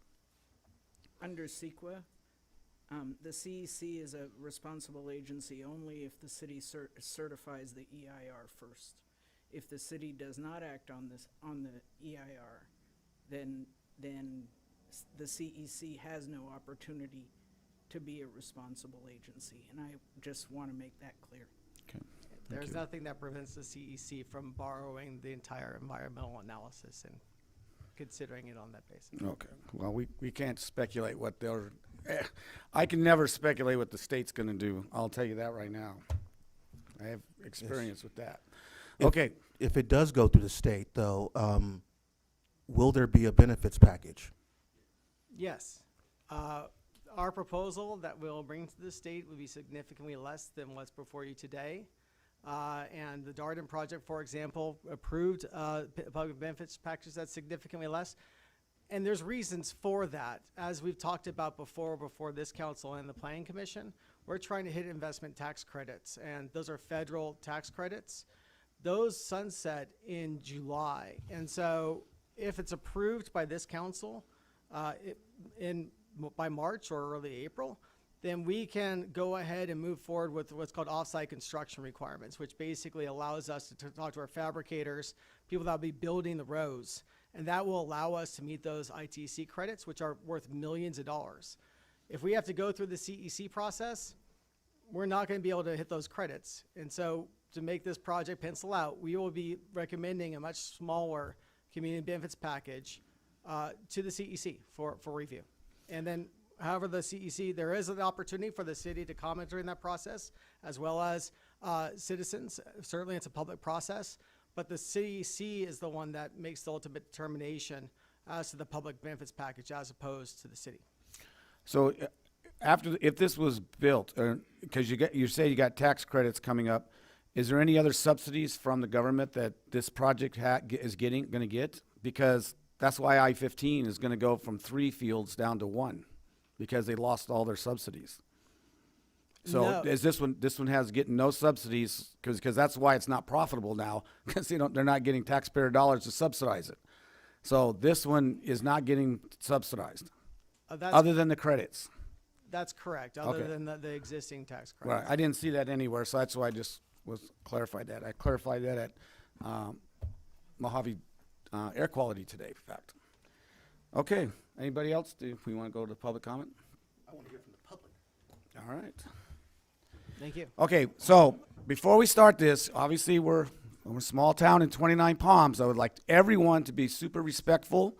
If we can keep the clapping, not clapping, because we're going to have people from both sides talk. I don't want people being intimidated because there's more people here opposed to it, or vice versa. Because from what I'm seeing from the letters, it might be more opposed. So let's just be respectful tonight. Let's do no clapping. Obviously, if you agree with the person, you know in your heart you already agree with them. So let's just keep the meeting moving and not intimidate the people who are speaking, because they might be mixed up. There might be 3 opposed and 2 for, and let's just keep it civilized. Can we do that, please? Okay. Thank you so much. Oh yeah, no personal attacks. 2 minutes. And it's only 2 minutes because we have this and some other stuff up here. So this has got to go in here too. All right. So, because this is the other stuff that I have. Okay. So we got a lot of emails, obviously the city and councils people. So this is going to be read into just briefly, I'm going to read this. These are opposed to the project with Susan Lyons, Peter Lang, Heidi Hurd. Well, these are a lot of these. Oh, Heather Vincent. Let's see. The Agua Caliente Band of Indians they just thank the city for including them in the project. Pat Flanagan is opposed. Jeffrey Dickman, Hannah, Melanie Allen, Andrea Jennick. These are all opposed. And then, there's a Colleen Burnett says no vote for tonight. Richard Hugner, David Brennan, and then Sean Smallwell, PhD. So these folks are against this, and they wrote us emails. I read every single one of these emails. I know the other council people also did, because this is what we do. So we do have a lot of Keenan Coleman expressed his support for the project. He also had 40 residents that are in support, and that is, there's something here. Yeah, it was a petition that had 40 signatures on it.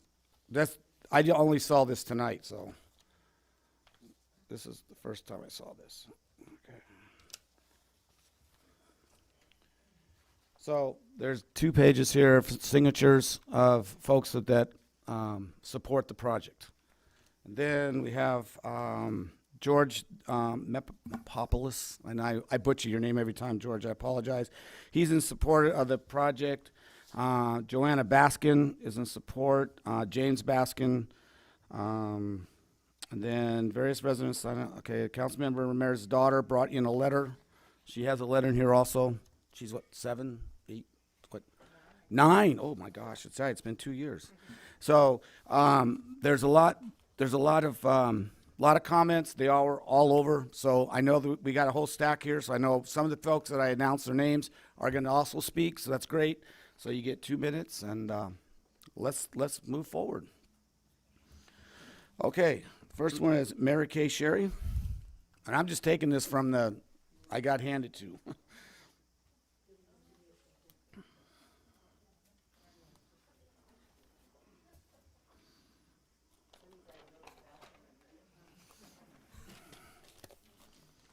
Well, we might have to take a break ourselves up here, so don't be surprised. Good evening, City Council. I'm Mary Kay Sherry. I'm going to start basically with what I was going to finish with. And to start, I urge you to vote no. I hope you care more about this community and the residents than the money. In 2012, 5 people sitting up there made a decision and voted no to have solar in our city, and I respect their votes, and I hope you do too. To share a few things real quickly, this is the view from the north looking south. This is not from Indian Avenue. The residents who live up on the north side, and there's an Airbnb right behind this, have this view. And that is gonna cut the whole city. As far as tortoise, I go there all the time. There were two together. There are multiple tortoise out there. You can't tell me there are two. And that's it. And I agree with most of, anyway. I just want to read this quick letter dated February 14th, 2012, dear Mayor Cole, Pro Tem Klink, and council members Harris, Mintz, and Corbin. I'm writing to speak against the proposed project.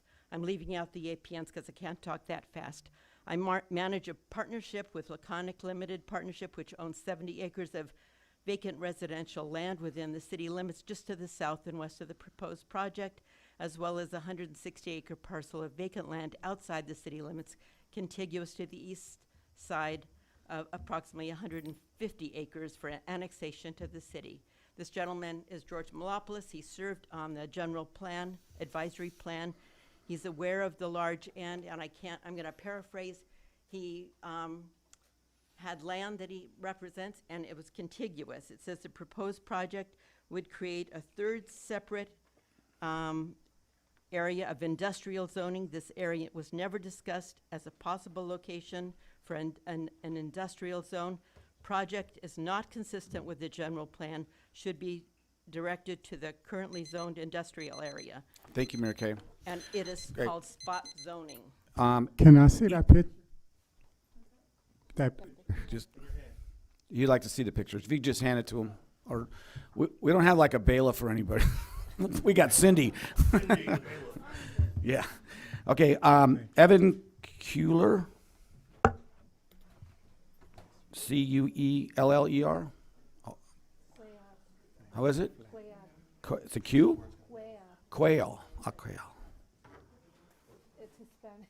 Oh, okay. Well, I can't read Spanish. Thank you, Cindy, for. Oh, good. Making out. Hi, my name is Evan Quayler. I live in Indian Cove. I probably will look at this project and see a little glitter, maybe get a little dust from the project. But overall, I am in favor of solar projects. I think we all came to an agreement in my lifetime that we were going to replace fossil fuel with solar. And everybody's like, not in my backyard, but we all produce and use energy, so it kind of makes sense. And if you look at the state laws, it's going to happen, so we might as well take the money.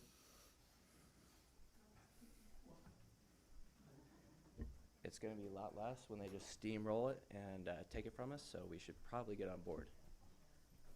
Yeah. And it's a good idea that they at least try to give us money before, just doing it or moving a mile to Joshua Tree.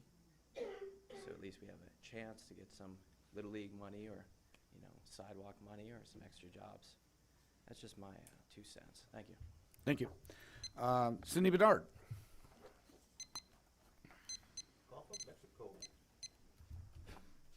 Hey, I like solar too. I just don't trust this developer. I think they've been dancing around the truth for 3 years. I don't understand why the city didn't independently verify the claim about AB 205 when they threatened it over us, over our heads.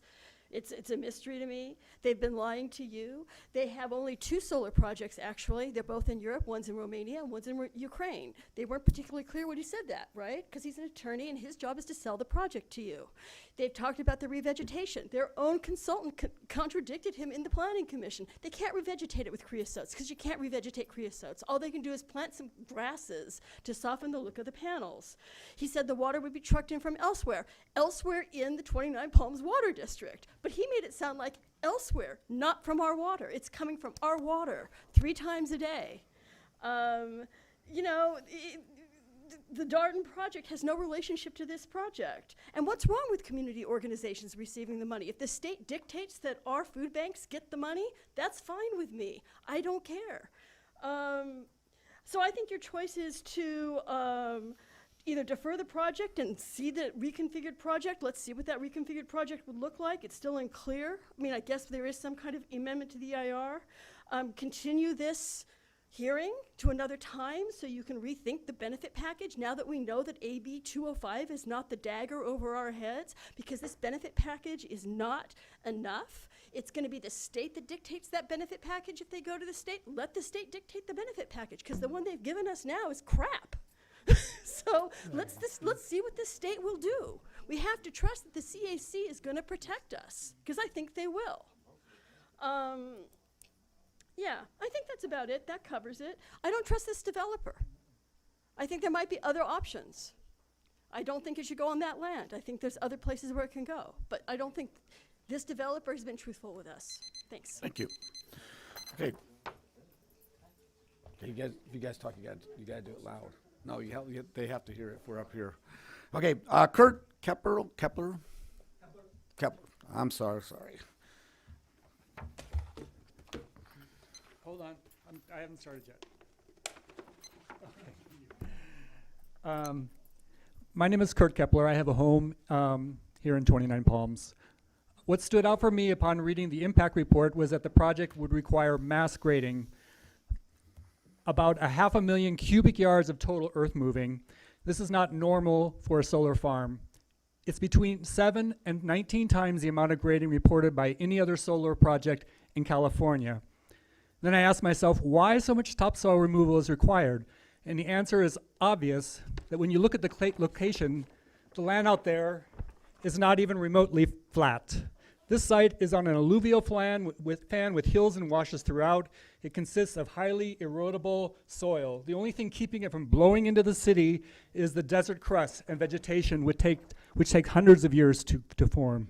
Why does this matter? Well, one is valley fever, that the removal of the crust is going to expose the city to potentially very hazardous dust storms. We know the dust blows out here, and it blows constantly certain times of the year. And then there's the economics. The natural surroundings of our community are vital to the tourist economy. We bill ourselves as the gateway to Joshua Tree National Park. A solar farm would replace an untouched desert landscape with a 140-acre dead zone of glass. This decision would tell visitors a lot about what the community values. I'm going to finish with a quote from your original decision. Commercial solar fields can be shown to have direct adverse impacts on the aesthetic quality of desert vistas the community now enjoys, deleterious effects to the tourism industry that the community depends on, potential adverse effects on property values, decreases in the quality of life for those with properties surrounding the facilities, and so on. Thank you, Kurt. Appreciate it. And here's a name from the past for, as far as I can, is Ben Holstrom. He used to pick on me 20 years ago. Come on up, Ben. Oh, I know it wasn't.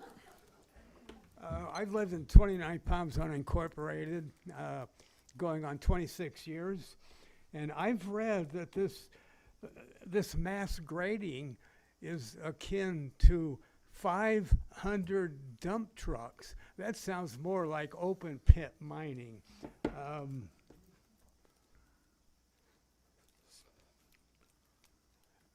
Wasting my time getting this pulled up, but so the question is, when is enough enough? Okay, over on Lear, on the west side of the street, that's been there for years, that big solar farm, and now there's this disgusting solar farm there the county is putting in just on the other side of what we already have. And then we have the one that intersects with a 2 mile. And note also, green lighting, scaping the earth for another massive solar farm is not being good stewards. A huge solar farm on the east and the west, there's already three. So I propose, if this goes through, that the the city council rebrand the city and call it the City of Solar Farms and Dust. You know, enough is enough. And when is enough enough? when you 5 guys and this lady say it's enough.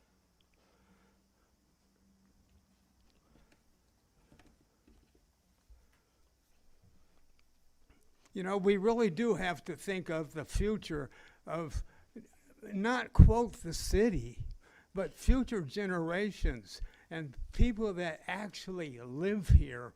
Once it's destroyed. Thank you, and Ben. Like I this appreciate gentleman it. so Ben, thank you. eloquently said, it's no longer available. Chuck Burr. Thank- Thank you, Ben. Chuck Burr.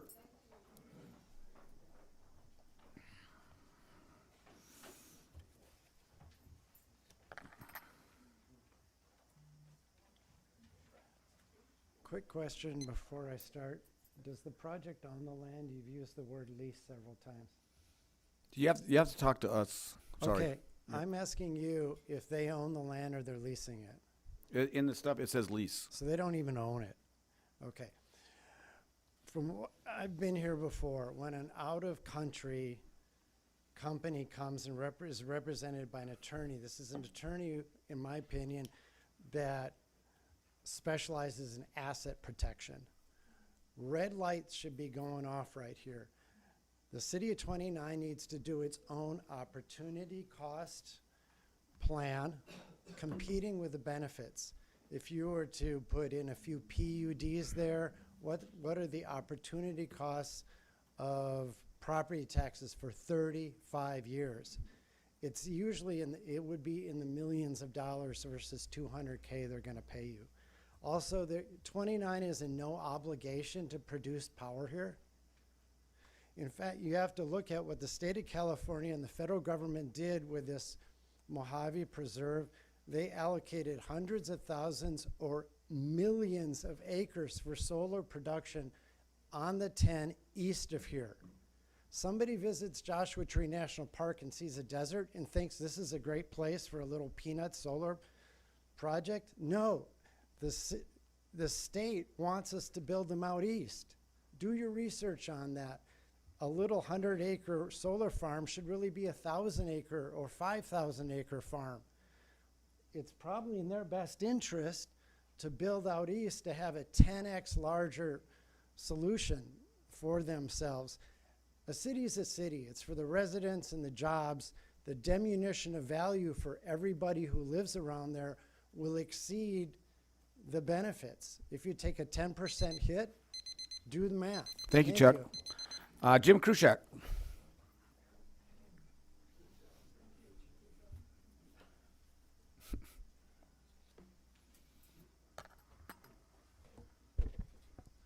Thank you for the opportunity to speak again. For me, the central question remains, what do the citizens of 29 Palms want? In 2012, we approved a moratorium on commercial solar fields within city limits because we understood the environmental and community impact such projects could have on a small town like ours. We're not Fresno. Since then, no city council, planning body, or community group has made a case to reverse that decision. For 29 Palms, it's been a sound policy. The situation changed when California passed AB 205, allowing the state to approve renewable energy projects even where the local ordinances prohibit them. E-Group has proposed such a project, offering to work with the city on a community benefits package or to pursue approval through the California Energy Commission. However, E-Group has not been fully transparent. During negotiations, key information such as projected project revenue was not disclosed. The per-acre comparisons used to justify the proposed benefits package were overly simplistic and failed to reflect the unique characteristics of this project and the projects it was compared to. As a result, the proposed benefits package fell well short. Additionally, the draft environmental impact report and the city staff report and the responses we received, including input from the California Department of Fish and Wildlife, have left the community with more questions than answers regarding environmental impacts, project details, and even whether the project meets the 50 megawatt threshold required under AB 205. Given these uncertainties, I believe the prudent course is to vote no on the proposed changes that would allow construction to begin right away. If E-Group chooses, they can take the project to the state. The California Energy Commission has greater resources and more time, 271 days. We got 107. And I don't think it's automatic to assume that California Energy Commission would approve the project. We have a high density of solar fields in the area, and that would go into consideration. Thank you. Thank you, sir. Wow, right on the time. Eric Menendez.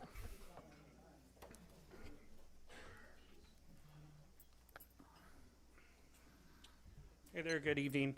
I'm actually going to quote Commissioner Closeout as what he said, the juice isn't worth the squeeze. That's kind of how I feel. I think we need to take a look at what's best for this city, what's best for our desert. When I was in the vacation rental space, I got involved with the Morongo Basin Conservation Association on that aspect of housing, and I also learned a lot about these solar projects, and I've gone with them to some of these meetings, especially on the large one they're going to do at Lucerne Valley. I mean, scraping this land, digging it all up, I mean, this forever irreparably harms the desert, the ecosystem that's underneath. I mean, I know $400,000 of sales tax, it's tempting, but I don't know. I just don't think it's worth our time. And I also want to point out that I know there's been a lot of engagement. I know there's so many people here. I hope the people outside can hear. I know when I was here to talk about the Obland development, I think it was a planning commission meeting, I stood with Councilwoman Ramirez out in the corner and we couldn't hear things. So I just hope in the future we can anticipate the volume and hopefully have resources so people can hear and be involved in the meeting. Thank you very much. Thank you. George M. I'm just going to use your last initial, George.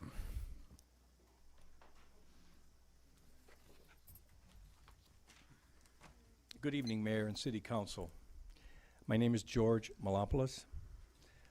As manager and part owner of Proactive Properties, which owns the land for this solar project, I do have a financial interest in the project.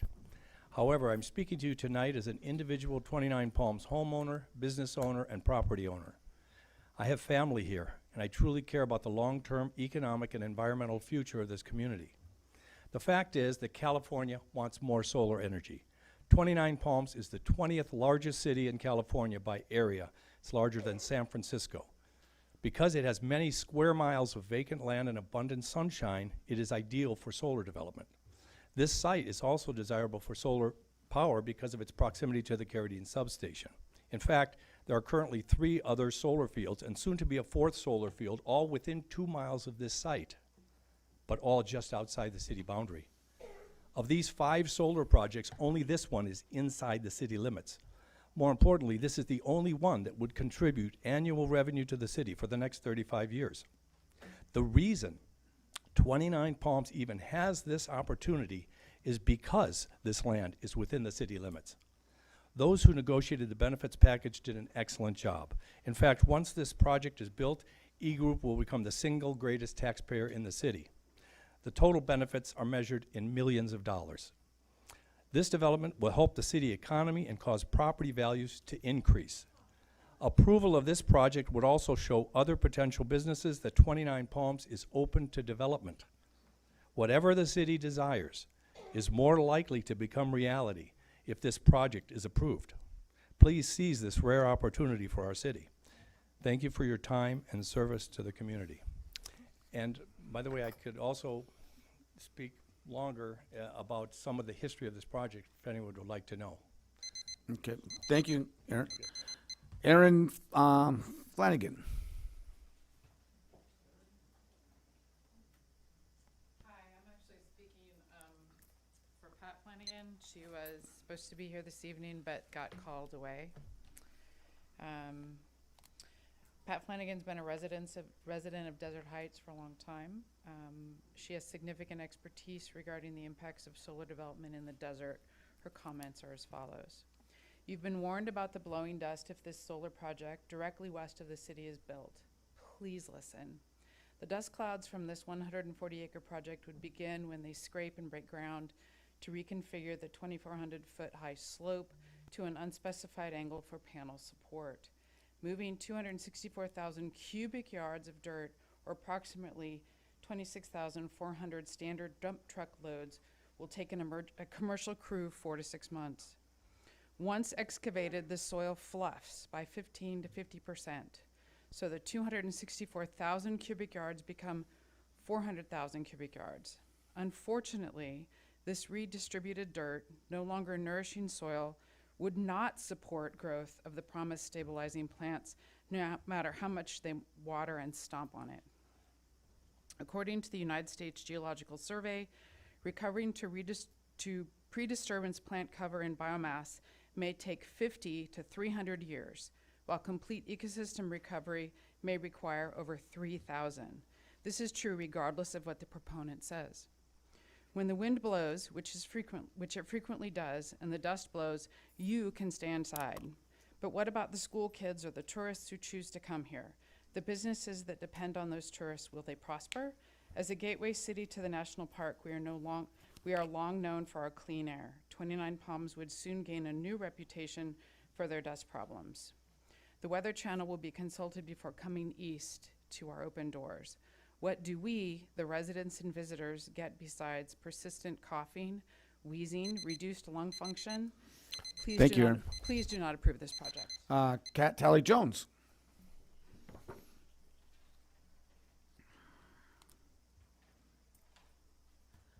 Good evening, City Council members. Tonight you face a choice for which future generations will judge you. 29 Palms holds something rare and irreplaceable.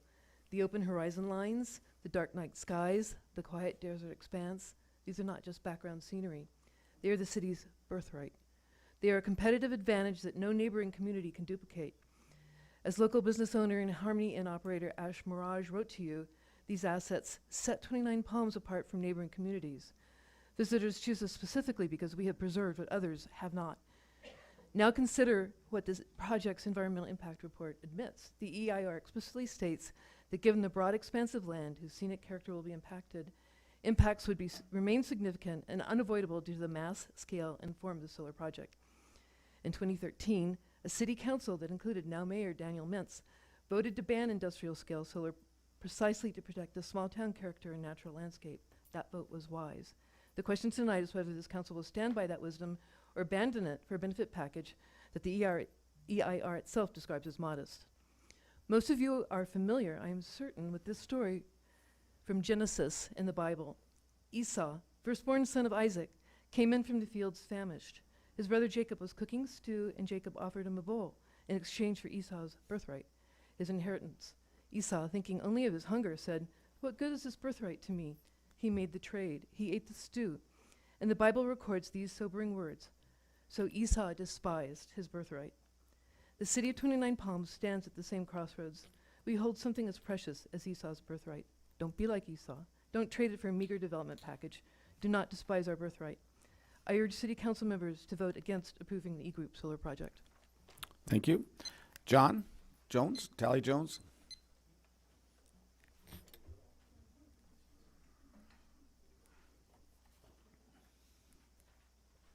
Cindy, before you start the clock, I want to just thank you, everyone, for your patience and your consideration to all the speakers. Thank you so much. Go ahead. Mayor Mintz, Mayor Pro Tem Scott, City Council members. One of the main arguments for voting in favor of the E-Group Solar Farm project is $105,000 annually into the city budget to be adjusted upward over time. As Planning Commissioner Jim Krushat stated, that figure is meager. It comes to about 1% of the city's budget, hardly moving the economic needle. New administrative costs associated with approval of the project effectively zeroes out this benefit. The draft environmental impact report states that the CEQA element called aesthetics cannot be mitigated. Since that finding was made, there is now a new solar field being built in the vicinity on Lear Road, as was pointed out earlier. E-Group's project would be yet another solar farm, which makes that issue even more significant.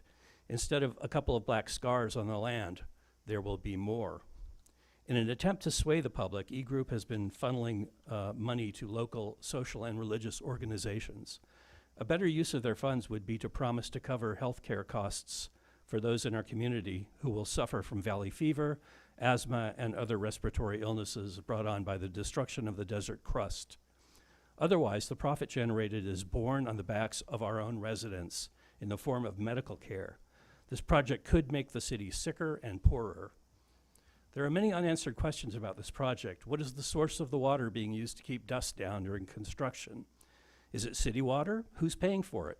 Why did staff attempt to do an end run around the Planning Commission's consideration of the project? Why was there no lower grading alternative created, even though it was requested? To close, please honor the city's ban on industrial solar. vote no on this project. Thank you. Thank you. Heather Drake?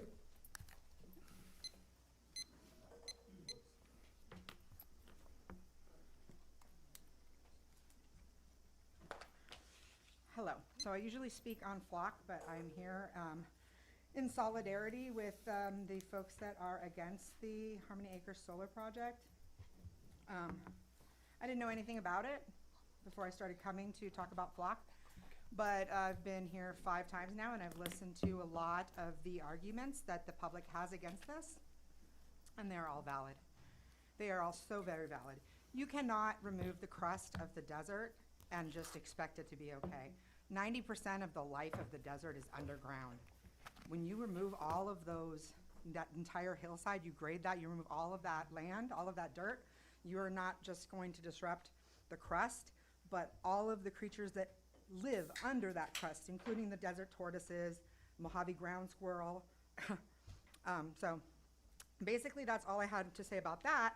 But I do have something to say about the fact that, and I think this is related to this and the flock situation, that for some reason the city council has stopped listing what Ma'am, people, you gotta only speak on this agenda. Do you have public comment? This is about this. Flock? Yeah, no, this, Oh. no, I'm not, this is about this. This is about Oh. the Harmony Acres. Okay, I'm sorry. I Okay? thought you were gonna Yeah, go no. on to that. And can I have a little extra time since you interrupted me?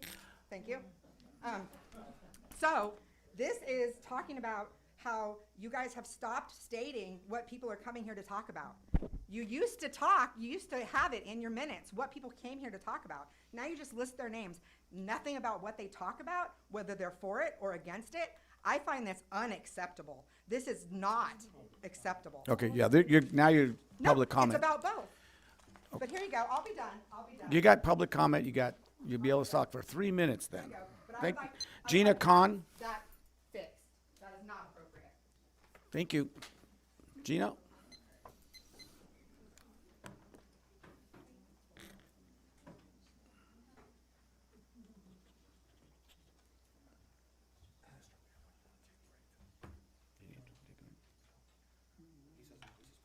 Okay.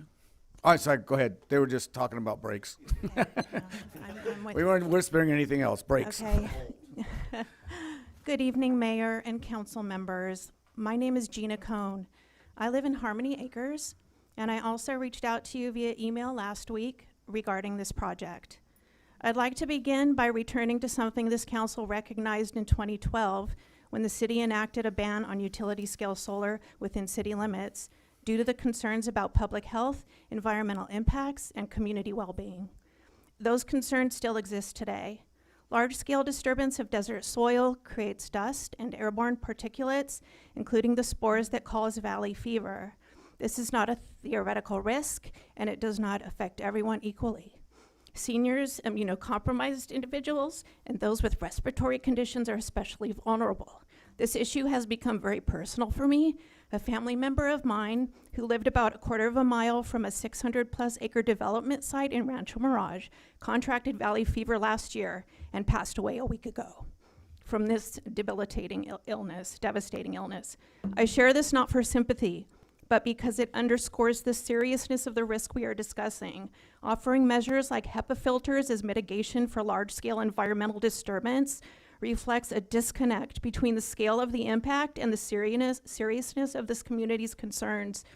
This council's responsibility is to the people who live here, the residents who will bear the long-term impacts of this decision. I urge you to uphold the intent of the 2012 ban and vote no on this project. Thank you. Thank you. Okay. Russ Cone, that's right. He told me he's like the ice cream cone last time. I got that wrong. Good evening. E-Group has proven themselves incompetent. They spent 3 years and lots of money and time planning a solar farm that does not meet the requirements of AB 205. This is who we will be doing business with if you approve this project. I retired to 29 Palms, a full-time resident, almost 10 years ago after 30 years of experience in large-scale construction as a registered deputy building inspector, leading some of the biggest projects west of the Mississippi. And based on my experience, this unproven entity and solar farm will not bode well for our city. I ask again, would any of you let an unknown entity work on your home, let alone our own city? I'm going off. I have to respond to some of Mr. Smith's comments. As far as aesthetics, I brought up to the Planning Commission meeting that the views were not representative. From Harmony Acres, where I live, you go on 49 Palms Trail to view it, you'd see the solar farm. It's an eyesore, but they don't say that. Also, he mentioned one by the CEC, one plan was passed. One they didn't mention, but they rejected the other one. Two have gone before them. One was approved, one was rejected, and that was the Fountain Wind project was rejected by the CEC, from Shasta County citizens who stood up for their the county, the people that live there. Also, I just looked on my phone. If additional inverters without adding panels, what it said, adding more inverters without adding panels will not add to the total amount of DC power generation. You need to add solar panels to increase your DC, not just inverters can't do it alone. And there's more. You're setting a precedence if you vote this in too, which is dangerous. I would also like to, I do believe you care for this city and its values. Thank you, Russ. I urge you to vote no on it. Kayla Neely.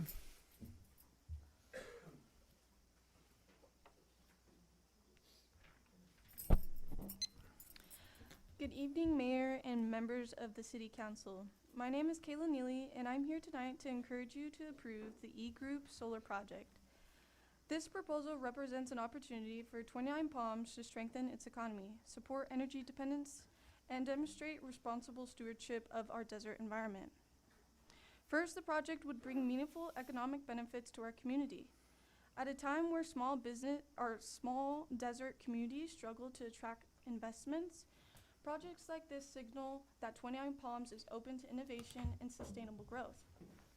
Second, solar energy aligns with long-term future of energy in California and across the country. By supporting renewable power generation here in our region, the city helps reduce reliance on fossil fuels while contributing to a more stable and resilient energy grid. Third, projects like this can generate long-term benefits for the city through infrastructure improvements and partnerships with developers that can support community priorities. With thoughtful oversight and responsible planning, the city can ensure the project respects local concerns and deliver lasting value. Finally, it sends a clear message that 29 Palms is forward-thinking. It shows that our community is willing to invest in sustainable solutions that create opportunity while protecting the desert climate that makes this place special. I respectfully urge the City Council to approve this project. Thank you for your time and consideration. Thank you. Dwayne Austin.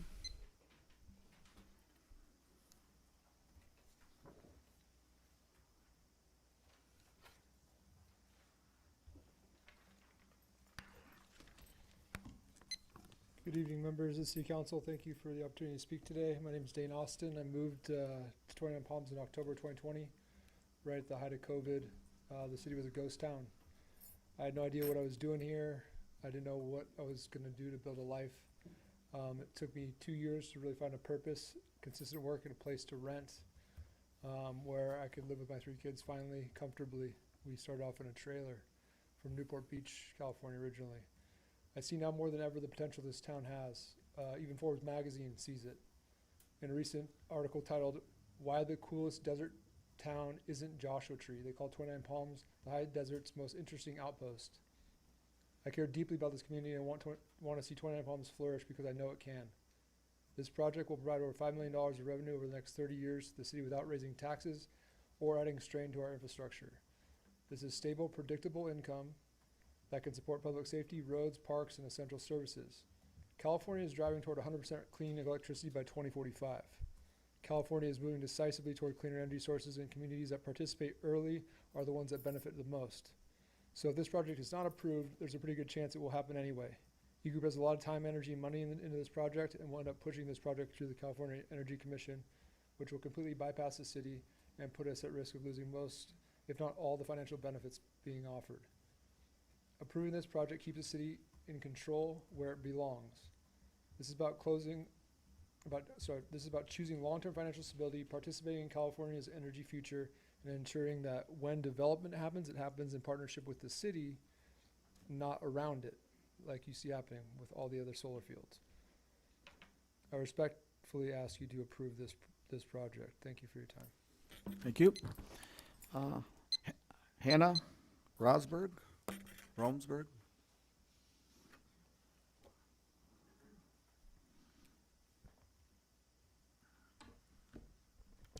Hi, my name is Hannah Romsberg, and I live here in 29 Palms. I'm here to ask you to not allow this e-group solar project to move forward for a couple different reasons. So I'm going to reiterate a couple of things that people have said. For one, the project area isn't suitable for a solar field, and the massive amount of grading that will happen will cause not only health issues to the community members that live in the direct vicinity, but to the entire city due to its proximity. And this is going to present an issue to our most vulnerable neighbors, our elderly neighbors, including retired veterans, children, people with upper respiratory issues. So it's not just the valley fever, it's the dust in general because of this mass grading. The mass grading is also going to cause environmental impacts because it's going to completely destroy pristine desert that's taken hundreds of years to be built up. And in their EIR, there's an inadequate replanting program. It's going to take so long for the soil to restabilize, so long after the applicant has moved on, we will still be dealing with the repercussions of this construction. I've worked monitoring construction projects like this, so I've seen firsthand how detrimental it can be. I also know that the applicant has proved themselves to be untrustworthy time and time again. They keep coming here and misleading us, misrepresenting the information, and I would ask why we would willingly move forward doing business with somebody who keeps lying to us. I think that's all that I have. Thank you for your time. Thank you. Sorry about the interruption. It was my ring camera. Front door, dogs barking. Sorry. Okay. Alexander Garcia.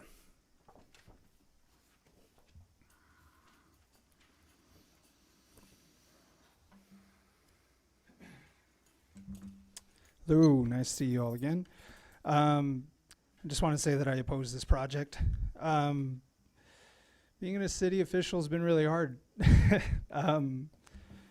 But the one thing I've learned is, and I've said from the very beginning, our job is to hear the community and make choices based off of that. And our community is telling us what they want.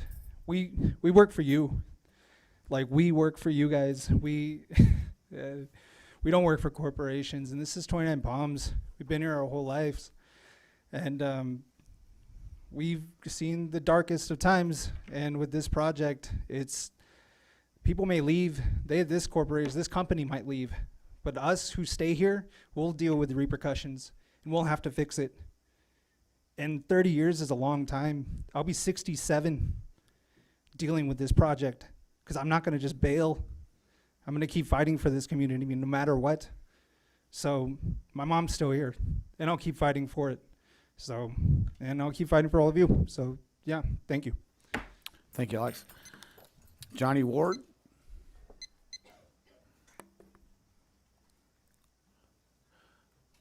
Mr. Ward, you have 2 asterisks on. You want to do public comment also? It's on the right. Okay. I was going to give her back for public comment if you wanted, but no. Okay. Thank you. All right.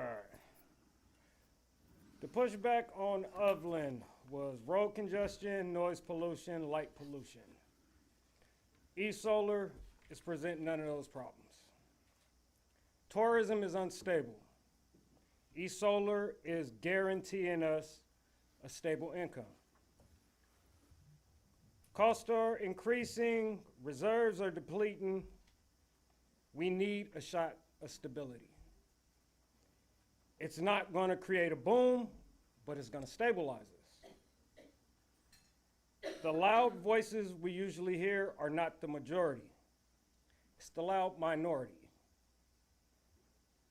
9 to 5, 2 to 3 job working families, children they have to go home to. They don't have time to write letters or attend meetings. We see the burned down buildings, the shacks, the eyesores, no complaints, but they produce no revenue. If houses were to go up in the same location, they leave a bigger carbon footprint than solar panels. We aren't putting up nuclear sites. We're not pumping oil. It's not an Amazon warehouse. No lights. It's going to be quiet. It's revenue. The desert and its animals are resilient. They're here before us. They'll be here after us. Our bills are going up, populations are going up, and the reserves are declining. Think about the families, the current taxpayers, the future taxpayers. People pay taxes. The desert doesn't pay for itself. Thank you. L.R. Sanders.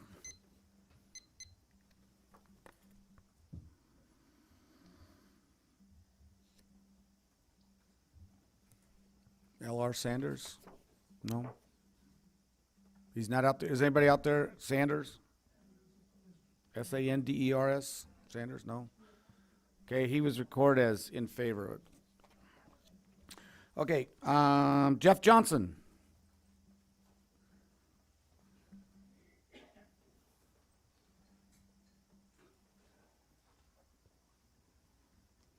I had a prepared statement, but I dropped it.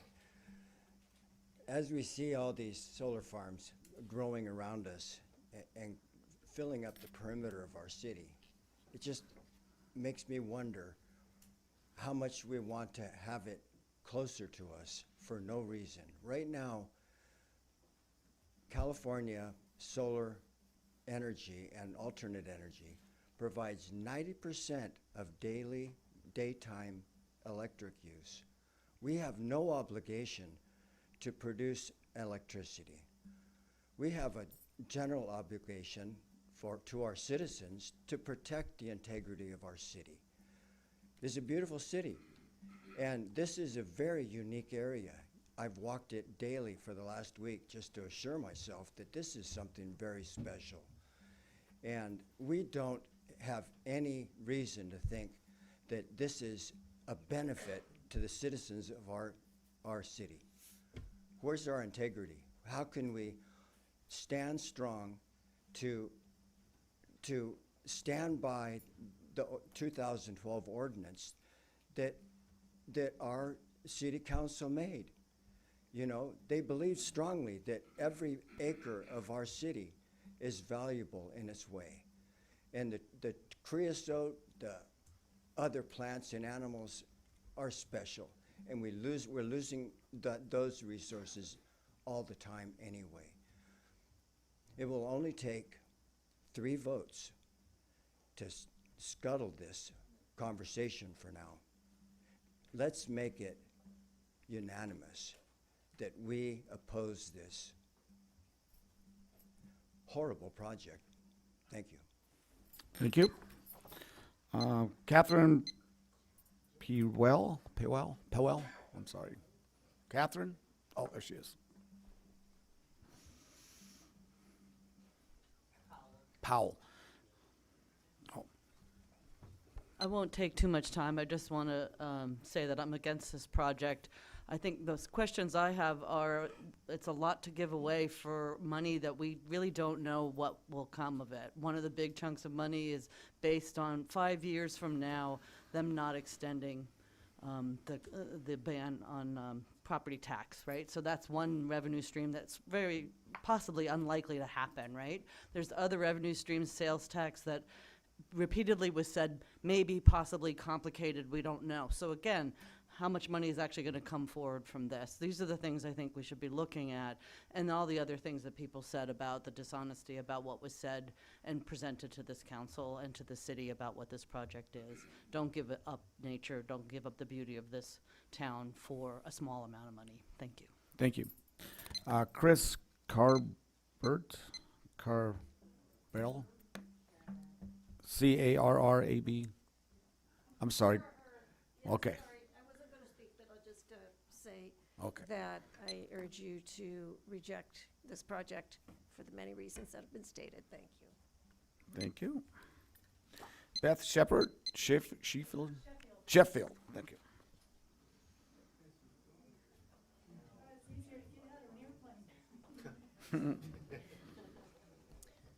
Thank you for the opportunity to speak. I'm not going to go too much into detail because my community members have mentioned many great points in this argument against this particular thing. I'm especially a fan of solar, but I think solar belongs on rooftops, not in a field.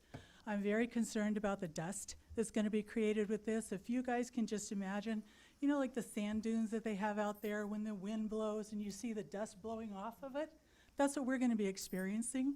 These are all on hills. They're on hills, and you're going to have to move a lot of dust, a lot of sand, just to make it viable to build upon. All that sand is going to be blowing out to where I live. I did a quick Google search on how far sand and dust travels, and I live in Wonder Valley near Gamble Road. I'm exactly 9 miles from the project. They say that when the wind blows at 25 miles an hour, the dust will travel 18 miles. So I'm very much in the dust zone. I don't want to be. I don't think we need this. I moved to 29 Palms in 2013 because it's a very sweet, quiet, little spacious town. I love the people here. I love the nature here. I don't want to see it become an industrial place to live. So I'm against the project, and I urge you to recuse it. Thank you. Thank you. Elliot Baisley? Balsley. Gosh, I should put my glasses on.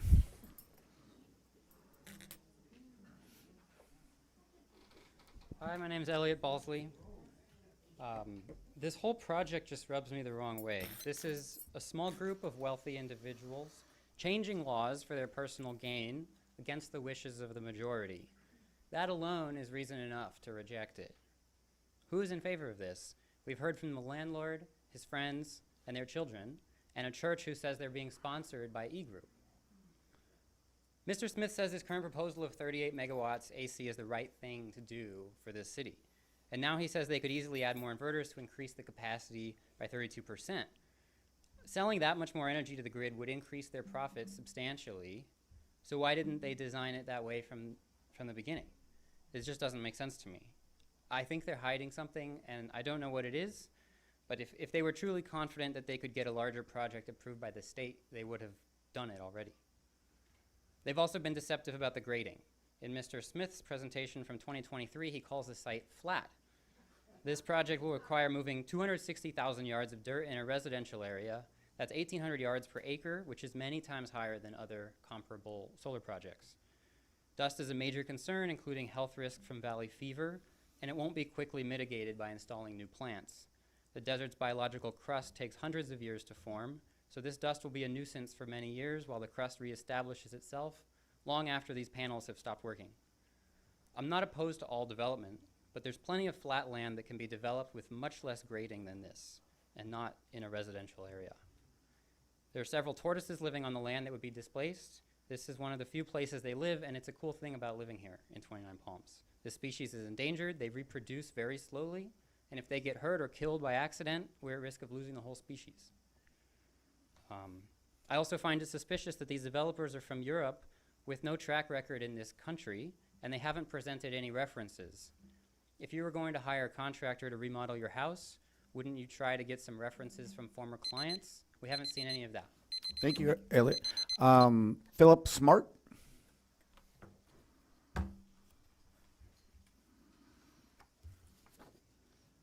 I'm a 12-year resident here. I love it.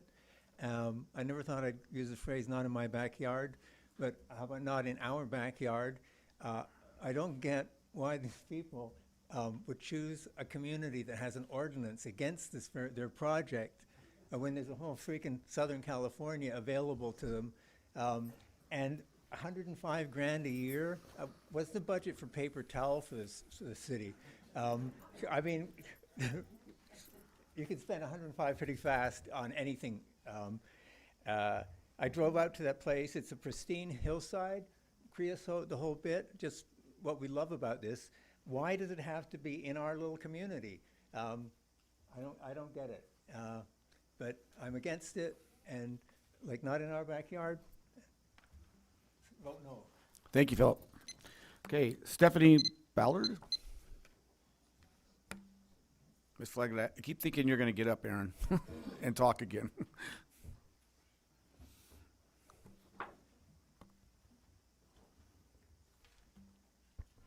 Good evening. Can you hear me? Mhm. Okay.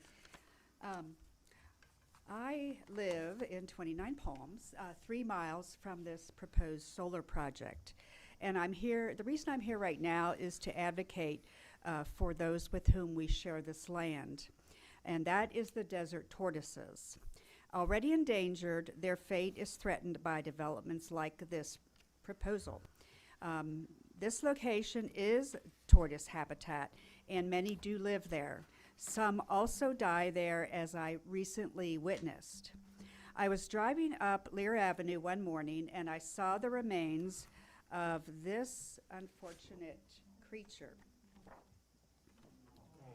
It was a mature tortoise, quite large, and this is what was left of it after getting struck by a vehicle traveling too fast.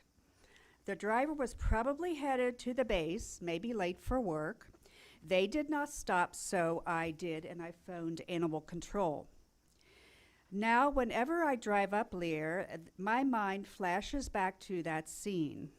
Imagine how many more tortoises will die if this project brings construction workers and heavy machinery to that neighborhood.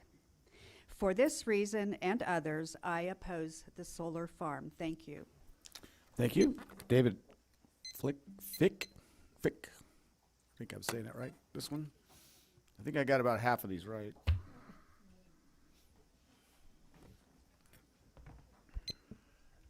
Good evening, council members.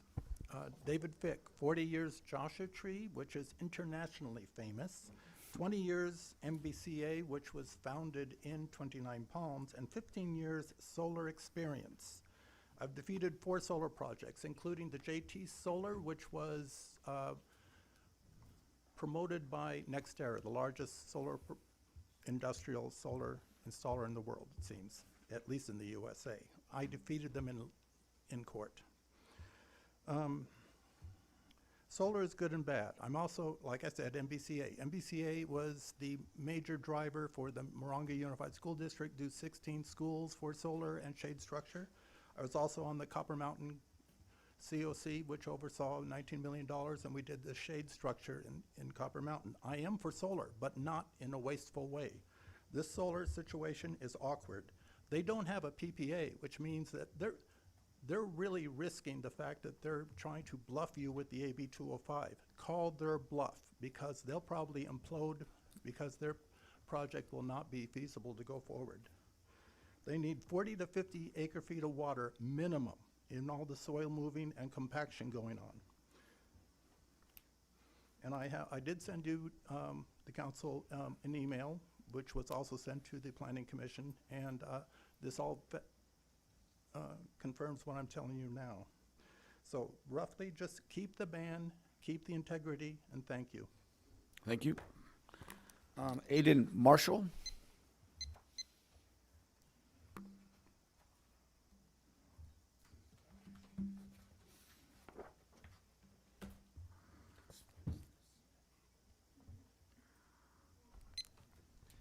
Good evening. My name is Aiden Marshall. I'm speaking on behalf of Citizens for Responsible Industry.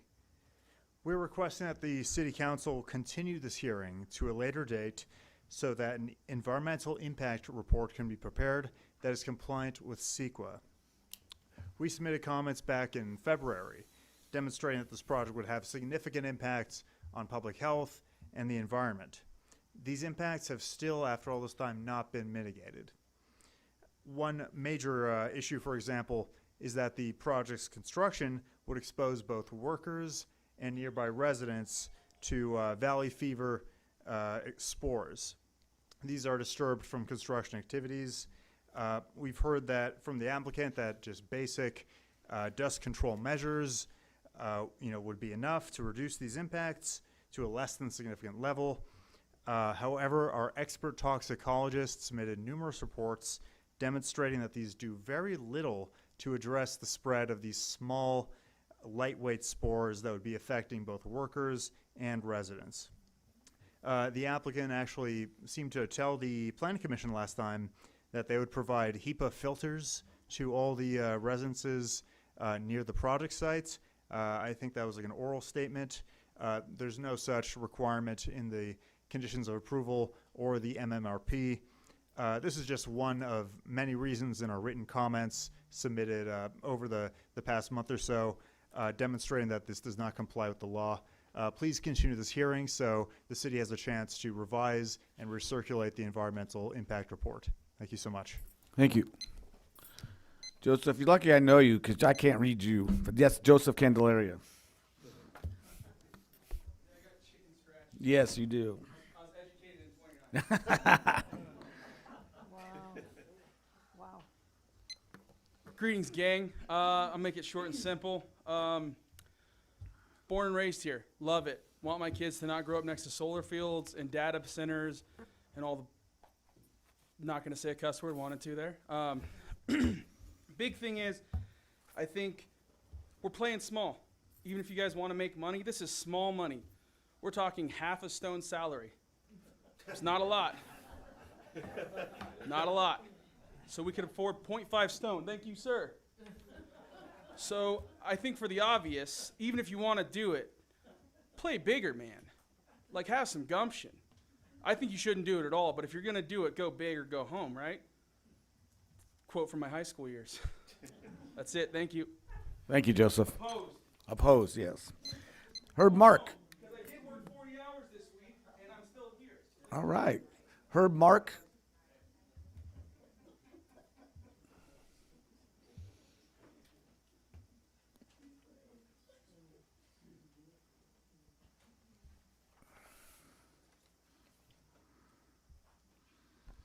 Hi, my name is Herb Mark.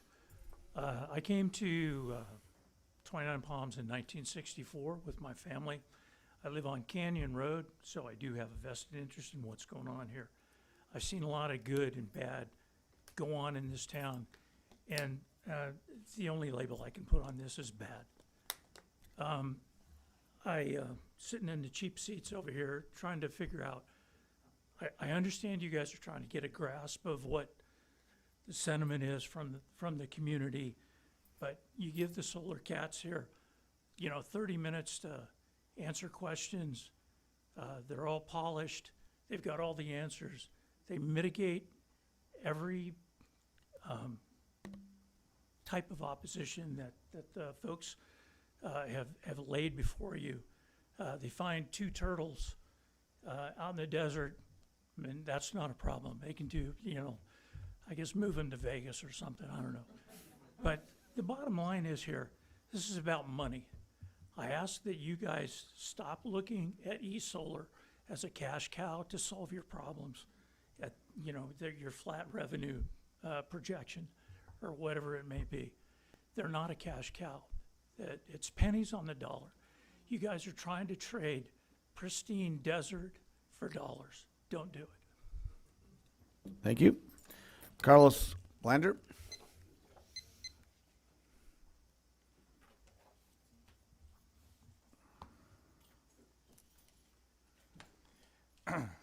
Hi, Carlos Blandon. One thing that came to mind when I was listening to you guys, during this development, will the public infrastructure be improved from the facility to the transformer, like the sidewalks, by any chance? Because that should be part of, the development. I didn't hear that in the package. So not really in favor, not really against, because you didn't sell me much, because I really wish this solar facility had some battery storage, because I'm going to make a more feasible idea on this facility. But the issue of rezoning the lots for residential can give a possible future RV site or camping. If you're really afraid of aesthetics, I think that's what's going to happen, because that's the most viable proponent. We'll see that. And having such a fragmented parcel away from the city main density is really a problem, I think. If we can just rezone anything to meet the housing requirement, then let's just move it more into the city, about, a mile and a half to the next residential zone area. But So if we're gonna add more density to already dense areas, like for one, my goal is to bring sewer to the city. It makes more sense to invest per foot, per mile of pipe serving as many units as possible, instead of covering miles of sparse connections. Another thing is, I'm a big fan of mercantile housing, like mixed use. Right behind us in Ocotillo can have a benefit from that, attracting developments. Let's just make areas that are already dense more denser, so a developer will find that more enticing. So I just see that as why don't we do that? Because you never said why there. You said why we have to change that zoning, but you never said why exactly in that same spot. Thank you. Okay, well, that's all of the slips that I have. Like I say, we have read, you okay, Mac?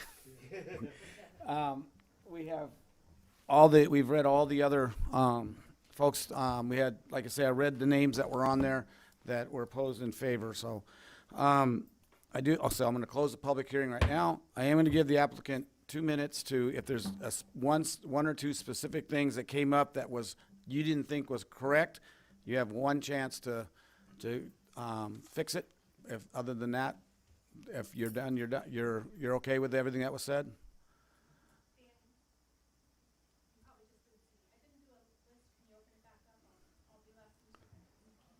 We can't. I'm sorry, Susan. You wrote a letter, or you wrote a text, so you were opposed to it. So yes, but I'm sorry, Susan. Okay. All right. So yes, you get 2 minutes, sir. Thank you for the opportunity. I would just say to end that right now you have a project before you which is going to provide real revenue for the city. And what you've heard a lot tonight is trying to leave the project site in an undeveloped state. To be clear, that's not the alternative. The project owner, the property owner, has the right to build on the site. So there's no right to an undeveloped crust. There's no right to prevent construction on the site with residential housing. They could do that today. So this isn't a question about undeveloped versus developed. The question is, can the city get a benefit from this, or to the benefit, hopefully, of everyone, as opposed to going through a CEC process? I think that's the question that's really before you tonight. And thank you so much for your consideration. Thank you. Okay, bring it back up to council. Okay, can you come bring this map back up?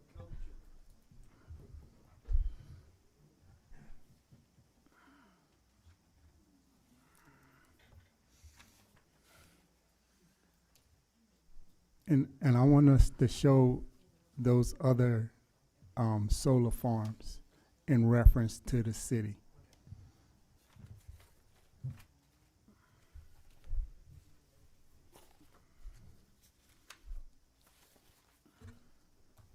So what you're seeing here is the aerial view, okay?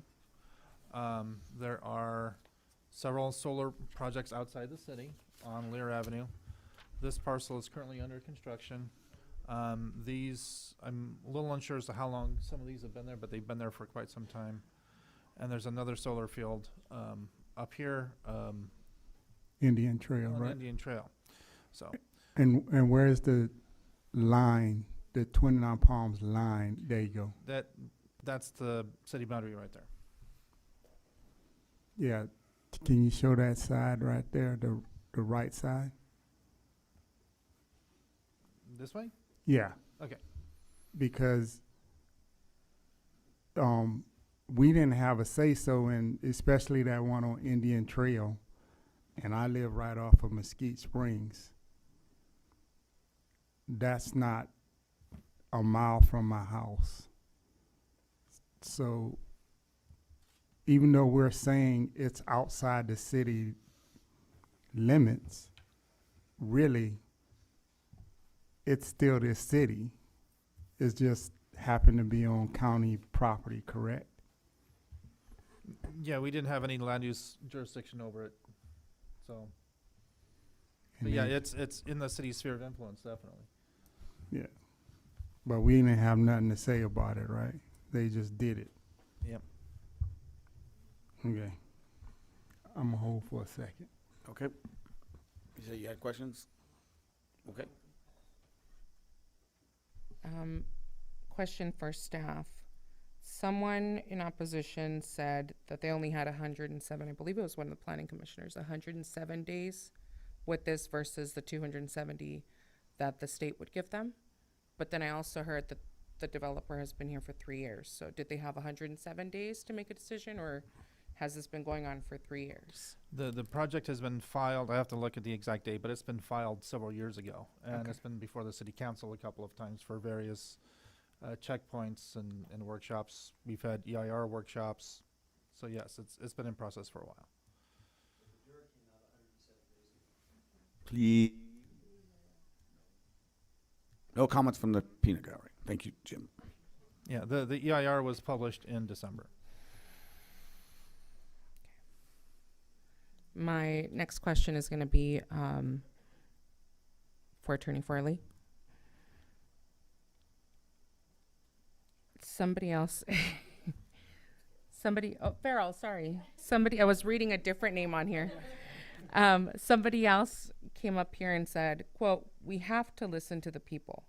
We have to do what the people want." On June 29th, 2022, the people spoke. That's Assembly Bill 205. It was passed unanimously with 64 Democratic votes, and the noes were 13 Republican votes. So when we're talking in because this is law, am I correct or not correct? Once this passes, like Assembly Bill 205, that's the law. AB 205 is law. Okay. So if this is the law that the people voted for,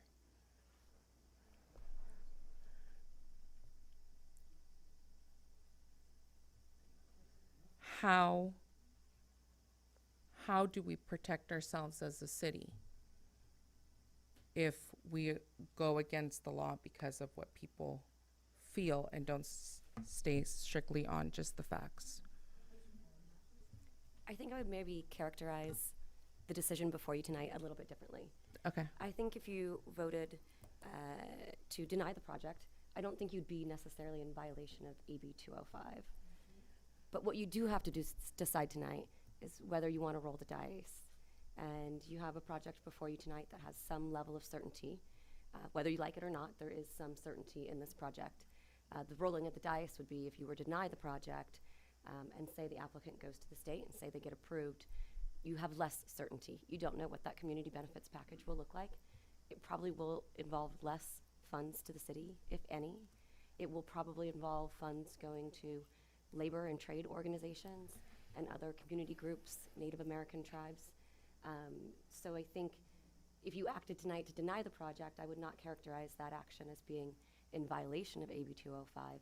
I would just characterize it as, you've made the decision to effectively roll the dice and see if the project will qualify at the state, and see if the state approves the project, and see if your benefits package is better or worse than the one before you tonight. And just a footnote, Jennifer's not talking quietly. She's not feeling too good. So her voice is usually way more projected than this. So that's she's got sinuses. So anyway, yeah, she did that time, but it's just not as loud as usually is. And then maybe Mr. Gardner, maybe Dr. James, I don't know. How many people or developers have tried to come in and develop this specific area with residential projects in, I don't know, let's just say, how long was it that you guys passed this? 12 years? 13 years? Okay. There's been no other applications on that property since I've been here, which is about 4 years. The property owner is here. He can give you a lengthier history of the property than I can. My understanding is that there's been a various degree of things that have been tossed about, discussed with the city at one point or another, and none of them came this far along. Thank you. No. Okay, Matt, go ahead. Well, I just want to know, where does the dirt go? So, what the grading plan is showing us is that they're keeping it all on site. They're not trucking it off somewhere else. They're not bringing in any additional dirt. So essentially what they're doing is they're filling in the gaps and taking down the hills. And that's the wrong way of saying it, but they're flattening out the property, and they are avoiding the major drainage areas. So they will not be exporting or importing any dirt. Okay, so I remember when we heard this one time, it was talking about minimal disturbance because of the type of panels you guys were going to use or something like that. So now that not the case, did that change? I'm sorry, Councilmember, is that directed at me? I could answer. Yeah. Okay. To be honest, and this is also in the materials in the final EIR, both in our response and that from your staff, we had hoped for less grading. There are two things that really sort of changed with our grading plan, but the most significant one is that we worked with correspondence, and this is in your agenda packet, with the county fire department. And the county fire department requires, sorry, Keith, do you happen to have the site plan, which it'd probably be easiest to show this visually. Would you like to see the site plan or the grading plan? The site plan. Give me a minute. I'm sorry, if you just give me a minute, I think it'll help to have this visual.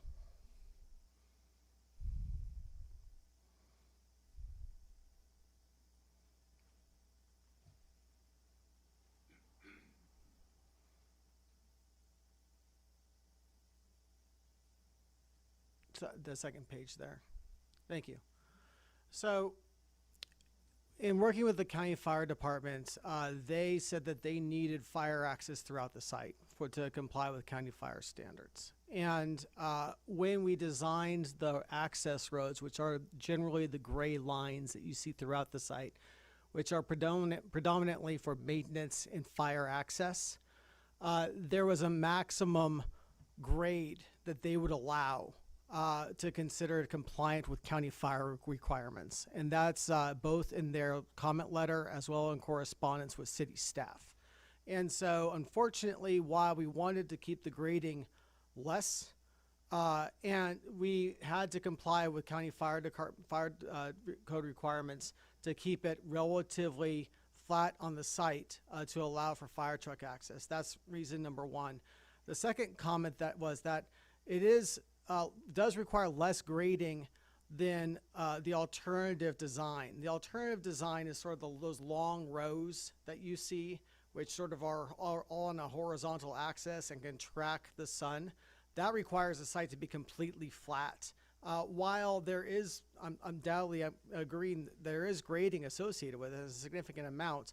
The posts, where these are placed on rows of posts and basically lifted off the ground and not tracking, actually reduces the amount of grading as compared to like the more traditional design that you would see for a solar project. So we're not denying that there is a significant amount of grading. It's about 264,000 cubic yards that will be redistributed throughout the site. But as we talked with CDFW, that is the least amount that we can to develop the site consistent with county standards. Clearly, it costs a lot to grade, so we wanted to try to minimize it from purely an economic perspective, if not anything else. But you also important to know from a biological standpoint, as noted by Mr. Gardner, the streams that go, so the sort of riparian habitat that goes through the site and the ephemeral streams are left untouched. So those will not be graded. Now we're keeping that continuous for things like hydrological movement throughout the site. And so then the next question is, where is the water coming from? Yeah. So the water from an operational standpoint is almost zero. The maintenance of the site itself does not require water. The E-Group uses a maintenance like a robot to wash off the solar panels that does not require any water. During a couple of extreme storm events, we may use some water, which is going to be trucked in from a water truck, a third-party provider. The Planning Commission asked us this question, so we looked at the total amount of water usage that would be used during construction, because construction is the most significant time that you'd use water. So like I said before, the dewatering part. It'll require, I believe it is a total of 1.5 acre feet, which is about again, in 1 year, because that's 1 year of construction, is about 10% of the Uplands project's overall water usage for a year. And then that is only 1 year, and then that requirement goes away. So that will be all provided by third-party water truck purveyors. And this is consistent with any project that uses AQMD requirements to dewater a site. So that's well within the city's available water supply, even if it counted. But again, most of this is going to be trucked in from all of it will be trucked in from other places. It will not be utilizing a direct line into city water supply. So there's 2 fire hydrants out there. So you're not going to use you're not going to pay the water district for the water. You're going to bring it in from Joshua Tree. We'll be bringing it from a third-party water purveyor pursuant to contract. Does this third-party water supplier do they use 29 Palms Water District water? I mean, we haven't contracted that yet. There are a number of water providers throughout San Bernardino County. I don't know if you have a water provider in the city itself. I don't think you do, but Matt, we do. We have the 29 Palms Water District. Right, we will not be purchasing it from the unless the city wants us to. We will not be purchasing it from the city. Well, that's not up to us. That would be up to the water district, not us. No, we're not. No, there are a number of companies that work on construction projects throughout Southern California that truck in water on construction projects for dewatering purposes, compliant with AQMD requirements. So we haven't contracted with them yet, but my understanding is that almost all of those, if not all of them, are located outside of the jurisdiction of 29 Palms.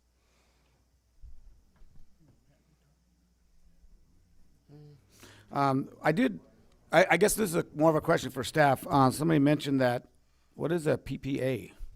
Purchasing agreement. Power purchasing agreement, because he just mentioned that the gentleman that said he worked on solar, he said they didn't have one of this. So you don't have one of those with the SCE, I'm assuming. No, it's almost unheard of to have a PPA prior to entitlements and CEQA compliance. Okay. Because, no, I haven't heard that term yet. Sorry, it's a power purchase agreement. So yeah. Basically, we're going to. Oh, I know what it is. I just didn't know what he just mentioned it, and I just wanted to clarify. I know what it is. Okay. All right. Any more questions for the applicant before he sits down? Okay. More questions? Ask away. No, I don't have questions, but some comments, right? Yeah. If you want to make a comment, sure. Oh wait, I do have one more question for Keith. The water retention, is there any kind of water retention in this? I didn't see it on the site plan. In a typical development, you may see some detention and retention basins. Here they would be basically joining to the north, and they'd be using the existing natural flow. So they wouldn't be the way it's proposed. They wouldn't be installing any retention or detention basins. So a flash flood that we get would just add to those streams that are currently there. Okay. All right. Thank you. I just want to thank the applicant again. I know it's been a long road, and this has been a very tough decision, I think, that we're going to have to make today. And I want to also say I appreciate everyone in the audience, those who support the project and those who are against it. This is democracy in action, and so I thank you guys for showing up today. One of the things that that really struck me, I think, and I really appreciated Planning Commissioner Jim Krushat's statement. He is saying that he had mentioned that the city has a moratorium, and I guess I quite didn't understand that until tonight, and I appreciate you clarifying that we're not lifting that moratorium. But I think that raises other issues for me, and to be consistent with the city's general plan. And so I just want to put that on the record before we vote.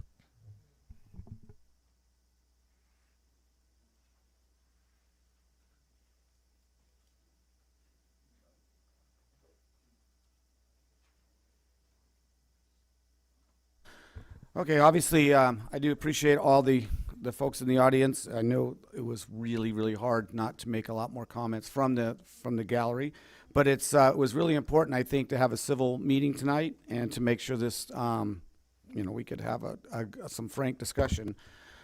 Yes, I was on the council in 2012 when we voted this in, and I had various reasons then, some of them that were mentioned tonight.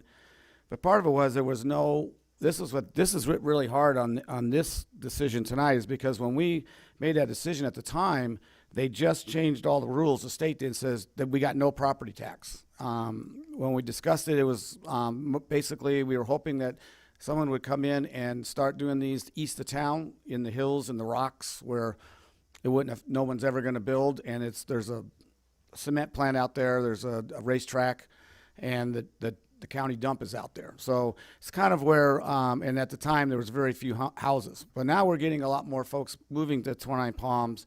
They're building houses in remote areas, kind of like they used to do in Wonder Valley. Wonder Valley's even got more. I don't know, last time you folks drove through Johnson Valley, you can go out there and there's whole communities out there in the desert because that's just where they want to be. I'm a firm believer in the property owner being able to do something with his property. But I'm also a firm believer that how it affects the people around them. And I've struggled with this because when I asked Mr. Gardner to show me all the lots around it, basically they'll be useless because no one's going to want to build a house from living in the city next to a bunch of solar panels. So, like I say, I struggle with this because I don't trust the state what they're going to do either way. It could go. It is almost like rolling the dice. It could go either way, but I just couldn't. This is not something I can support. No clapping. No clapping. No clapping.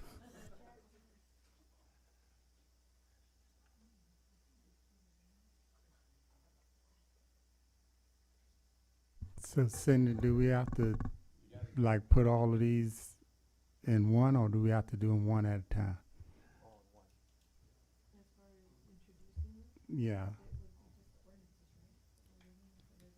Yeah, so it might depend on trying to get this microphone to work better. Might depend on what you want to do. If you want to make a motion, say to deny the project, then you can do that via motion, and we don't have to go through the process of reading ordinances, et cetera. If you want to make a motion to approve the project, then we would have to go through the process of reading the ordinances by title. But you could just move staff recommendation, and then Cindy could read the ordinances by title. Okay. Well, I had a long, hard struggle. Did a whole lot of reading. I read so much that I think my eyes started crossing, but and ever since I was not here for the moratorium, I came 2 years later, but ever since I've been on this council, I've always gone by, listening to the citizens. And I actually did get a phone call before the meeting from one constituent, voicing their opinion. And I greatly appreciated it. So I'm going to make a motion to deny the project. I second that motion. Okay, I have a motion and a second. Any other discussion? Seeing none? Yeah, it's a roll call vote, yes. Well, then, I'm going to do my discussion. I struggle because I don't like making emotional decisions. I am a person who likes facts, evidence, trends, and law. Case studies, if you're talking about medicine.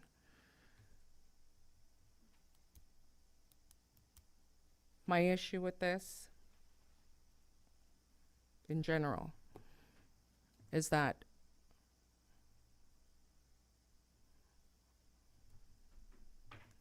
AB 205 is what the people wanted. That is what the people voted for the state of California. Number one. Number two, Dr. Malopoulos, your property is your property, and you are free to do what you want with it. It is your constitutional right. I have some people here telling me that I need to not sell out, and where's my integrity? And I have a really hard time weighing that when those same people talking about integrity can find themselves on Megan's Law website. I do not make emotional decisions, and I mean, the Constitution of America is the Constitution of America, so assuming that it's going to stay undeveloped, I'm looking at this picture. I had a long time to look at it. Those are tire tracks, big ones. So go ahead, sir. Okay. Oh, we've been really good all night. Let's not get carried away. Okay. All right. So, any other comments? No. Okay. Roll call vote, please. Councilmember Wright, No. Oh, aye. Yeah. Okay. Aye. Councilwoman Ramirez, No. Mayor Pro Tem Scott, Aye. Mayor Mintz. Aye. Denied 3-1, and 1 abstention.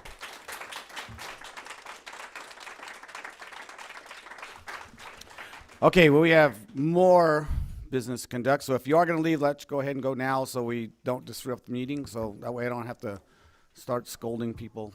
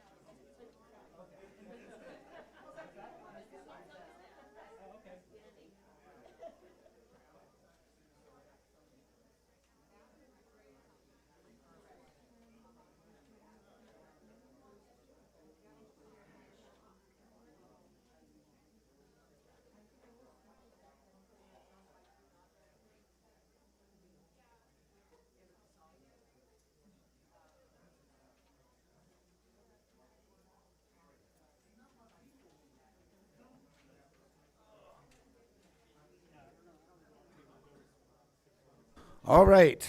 So now we have future generated items. Does anybody have any items that they want to add or delete from this? Add or delete? Add. Nope. Let me see here. I know. You want to hear a song? I gotta see right now. Okay, future agenda items. I would like to have an open discussion, maybe a study session and a staff report, to join the San Bernardino County Housing Trust. Does anyone know what that is? Because it's kind of new. That's kind of what they were doing at SBTCA, right? Yeah.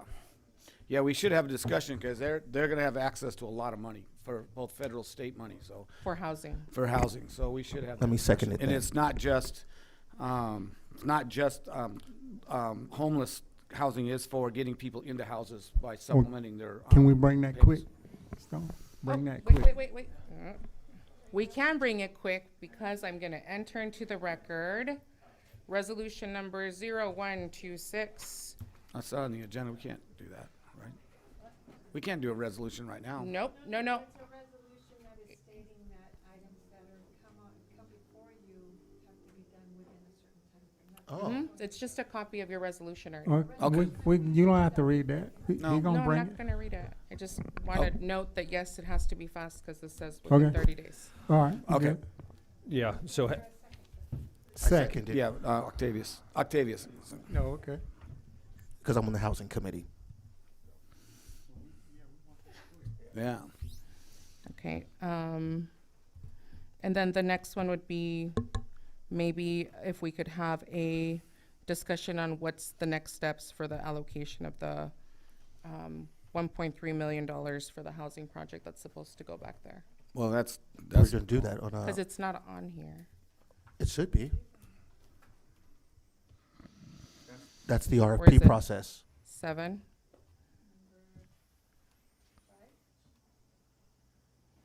No, that's grants. Yeah, well, I think that was included in that. Well, that was supposed to be included in that. Yeah, because that was, well, I don't think we had it finalized. Is it finalized, city manager, that they've finalized the paperwork, or Keith, to give up their rights to build it? yes. It's all done? Okay, Yes. so now this is the time we can start talking about it. Okay. Yes, sir. So I would like to add that since. Add that we have a next steps study session on the reallocation of the $1.3 million to whatever organization, RP, surplus land act, whatever is the next steps for the housing. It has to go to housing. That's It's separate. from, then. yes, it's the bond money from Project Phoenix. Correct. It's what's left over, which obviously I won't be in any discussion for it, but that's what it is. That's what that money is. So whatever the next steps are, which is whether we have to go through the surplus land act or whatever it is, I just wanted to have that discussion to see what do we need to do to move forward. I just want to, well, we can't have too much discussion, but that's tied to that land, right? So No. oh, no? No. The land was just our vehicle to use that money to Got it. to get that's because we own the land. So when we started this 5 years ago or 6 years ago, whenever it started, we just said, well, we own the land. That'd be a good spot. We already had some housing. So anyway, I just wanted to So, make sure Mayor. we weren't duplicating, that's all. No, Thank no. you. So Second. I appreciate the comments and the discussion, and happy to bring that forward and have a more fruitful discussion about the specifics of that land, of the 1.3 million, and the interplay between, or the potential interplay between the two. no, I might be. Maybe I can be because I did vote on that part of it. So maybe because it wasn't downtown, I was able to. So we'll have to discuss that with the attorney. Okay. Okay. So those are the only two you had? Yes, sir. Okay. All right. Public comments. This is the time for the public to address the city council on issues within the jurisdiction of the city council. It is not on this agenda. All comments are to be directed to the city council and shall not consist of any personal attacks. Members of the public are expected to maintain a professional, courteous decorum during their comments. There is a time limit of 3 minutes per person. If you haven't already done so, please fill out a slip and address the slips and give them to the city clerk. City council is prohibited by state law from taking action or discussing items not included on the printed agenda. Public comments on a specific agenda items will be deferred until consideration of the item on the agenda. Okay. Now you go back to 3 minutes. Leanne Clark.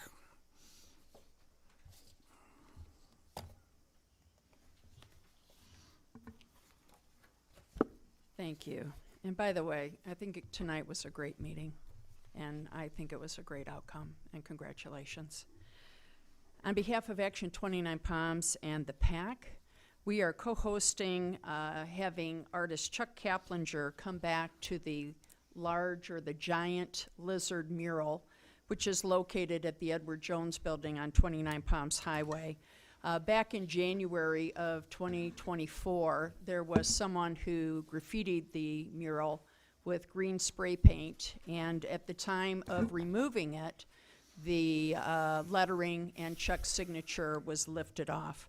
So we're inviting Chuck to come back to re-sign the mural, and also in addition, we're going to have Mayor Mintz present Chuck with a plaque with the restoration of the steel sculpture 2-9 that was restored in 2025.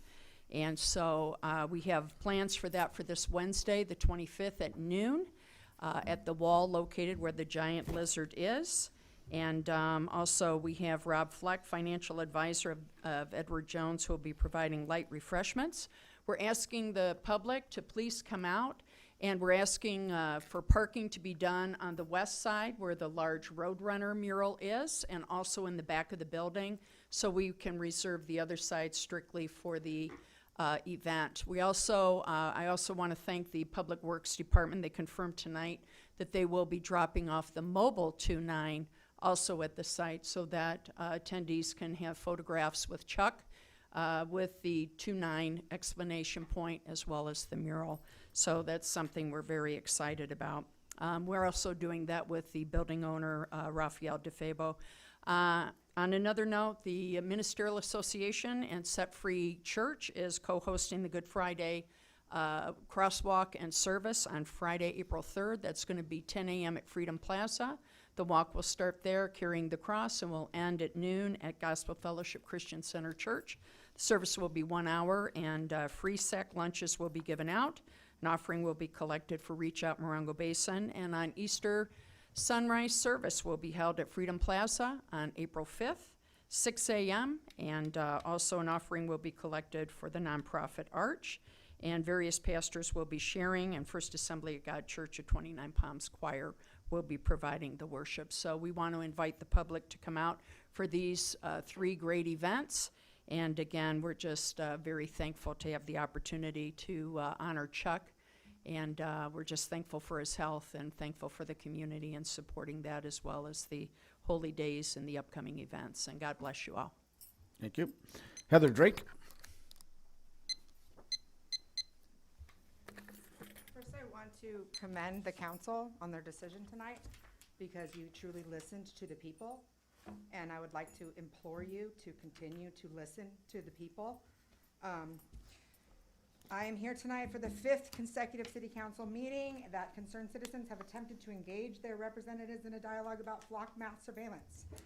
A contract that was approved without any attempt by this council to engage the public in this monumental decision that affects us all deeply.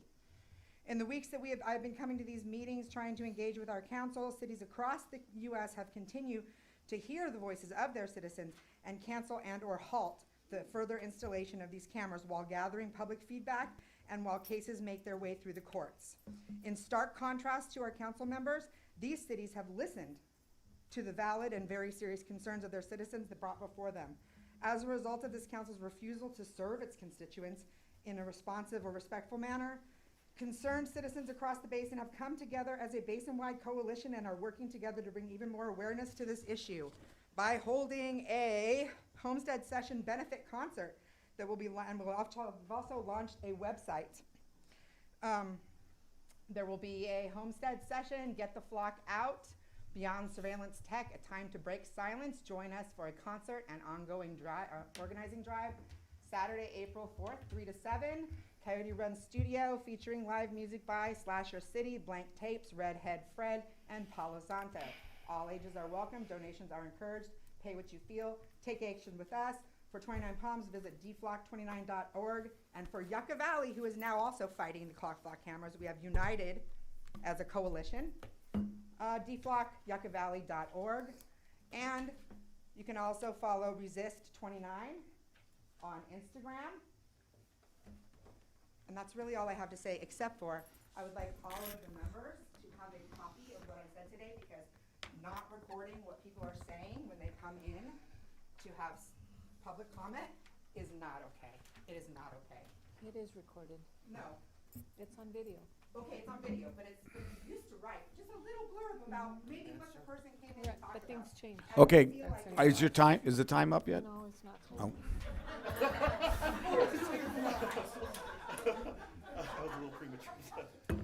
I just asked. I didn't know. I didn't hear the thing go off, so I thought I missed it. Bernie Nixon. Bernie Nixon. Birdie. No. Okay. We're gonna take a quick break. I just wanted to stretch my legs, that's all. I need to go too.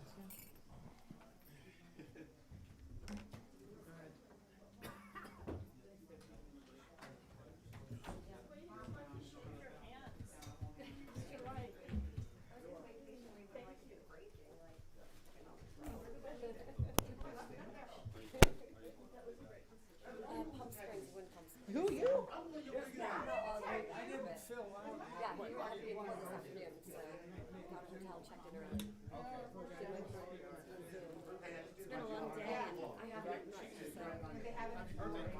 Happy birthday to you. Yeah, and happy birthday to you.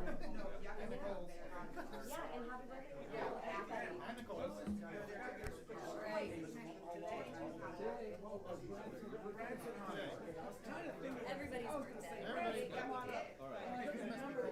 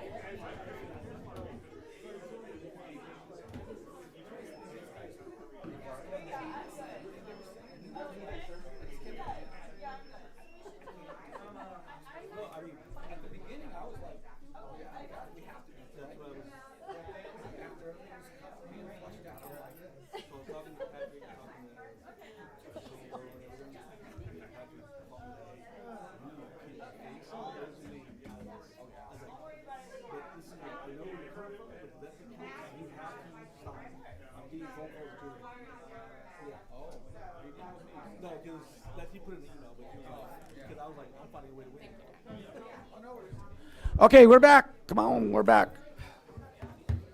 Where's the city manager at? Does he need to hear this? Huh? Well, there he is. Okay. Well, that's probably a good thing, 'cause. Okay. All right. So Birdie's not here? Okay. Carlos, you're up. So I don't have his slip, Cindy, so you have it in that. I do. In his thing. Okay. Thank you. Jennifer Lee. And Ben Holston is, Cindy, Ben Holston is going to do public comment also. And you have his paper. Okay. Okay, Carlos, go ahead. Hi, Carlos Blanton. I want to just echo what council members talking about, the state vote on this. Because if you know what the federation is, we go, the federal level, state rights, county, and you have unincorporated cities. We're an incorporated city, but we're not a charter city. So we still have to listen to the state mandates and stuff like that. To my comment. I want to say I support Councilmember Ramirez's voice and decision to debate and enforce the city code. I want to say shame on those who sit behind a computer screen and type hideous slander information to set a bad light or begin a narrative smear campaign. Or as I call it, those who can't defend themselves retreat to slander and gaslighting, aka Darvo. Just like this landlord next to me who encourages the filth to continue with what they're doing. So, from social media to tabloids, she has been called racist, questioning her morality as a woman for questioning the District 4 council member. But never a word on him for being a misogynist for attacking a lone woman. Excuse me, that's not appropriate here. So, Okay. if you got any other comments? Yeah. Besides against two council members, or four or against one. So I didn't say you. He did. I didn't say he saying Just no one. please move on. Okay. So far, this called News Asian is more of a mean girl tabloid. It has attacked the council members because, from her background, she's able to educate and scold these friends of a local cabal. What they hate more is looking like fools out of their hubris, as Mrs. Murillo walks a more righteous path than they, because she is focused on policy and regulation that are best for the city overall's health, not what's best for their pockets or what I say, strengthening their super ways. We have to learn and how to speak and what I say is truth and love. Some people are more marvelous at speaking the truth always and everywhere, but without any spark of love. Much of the damage is done to people is done because people tell the truth needlessly. It is often forgotten that we are not free to say things about others, however true, if there is no need for them to be said. For them, the truth becomes a stick with which to beat others, not something which to build others upon. Others are so anxious to love that they refuse to confront others with the truth they needed. Furthermore, we cannot speak the truth in love if we do not have the fundamental honesty to listen. The truth we seek will shine forth in a special way from what our other brothers and sisters have to say. The truth is saving when it tries to fit gently into others. The truth needs to try to be saved when it tries to fit gently into the needs of others. Doubtlessly, one of today's issues is that of truthfulness. Public life is too often two-faced and double-tongued. We live in an age of platitude and bumper sticker, thinking 20-second answers to 4-hour questions. Where are all the words that sound right but either deceptively shifted in meaning or essentially meaningless? But business life, for example, is a place of undercover activity. The realities and real intentions are often concealed. Private life is full of gossip. Thank you. Okay, Branson Hunter, Ben Holstrom. That was his old screen name. I had to use it. I just couldn't remember it. It's a welcome sight. I have not been to a council meeting for quite some time. What's a welcome sight is to see such diversity on the council that's representing the city. So it seems to me that voting by district, which was put into effect because there was a statewide lawsuit for that purpose. So other people, other diversities would have a better chance of running, and it's working. It's very welcome. I was not here for any of the discussions for the Indian Cove project. So I'm going to take my opportunity to say shame on each one of you people. You're miserable scoundrels for what you've done up there. Okay, that's a personal attack, Mr. Holstrom. No, it's not. So let's just I have keep going. a right to say that. The Supreme Court has given me that right. I don't mean to personally offend you, but what you did at that moment, your decision was miserable. Okay. Now that you can say. Not only that park, people all over the world come for that park. It's a very special place. It's been like that for thousands of years. Now, you know, a new road is going to be put in. Moreover, it's a sacred goddamn place. I can say goddamn. It's a sacred goddamn place that goes back thousands of freaking years. The Native Americans, the early ones here, they would migrate down from the mountains, and they would go to that lovely, lovely place. The Mayans would come up here. You do your research. The Mayans would come up here. They would go to Giant Rock. They would go to Indian Cove. And what have you done? You've stiff-armed them. Shame on you guys. Thank you.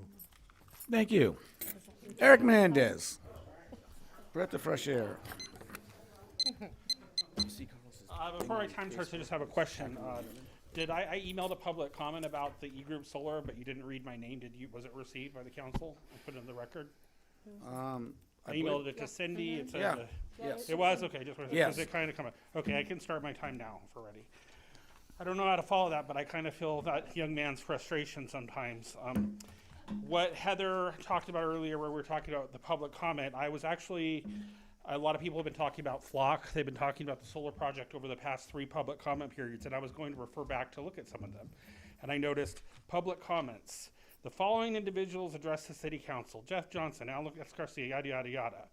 And I did notice this before, but never paid much attention to it. I think it's for the last 6 months. We haven't been recording the content. Like if I come up to speak and say, hey, I'm upset about Flock, it would be nice to say, Eric Menendez spoke about Flock in public comment instead of a list. I mean, if we want a sign-in sheet, just have a sign-in sheet out there. But I think this work is not acceptable. Like, let me look at this handout I have here. We're doing a change.org petition.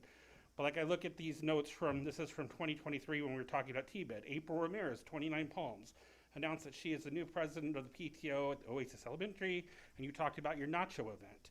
Matt Schrag talked about the difficulties we have, and he talked about the community coming together being great. Jen DeFalco spoke, Astrid spoke, Vino Nathraj talked about, I'm not a member of a group called I Dislike 29 Palms Leadership.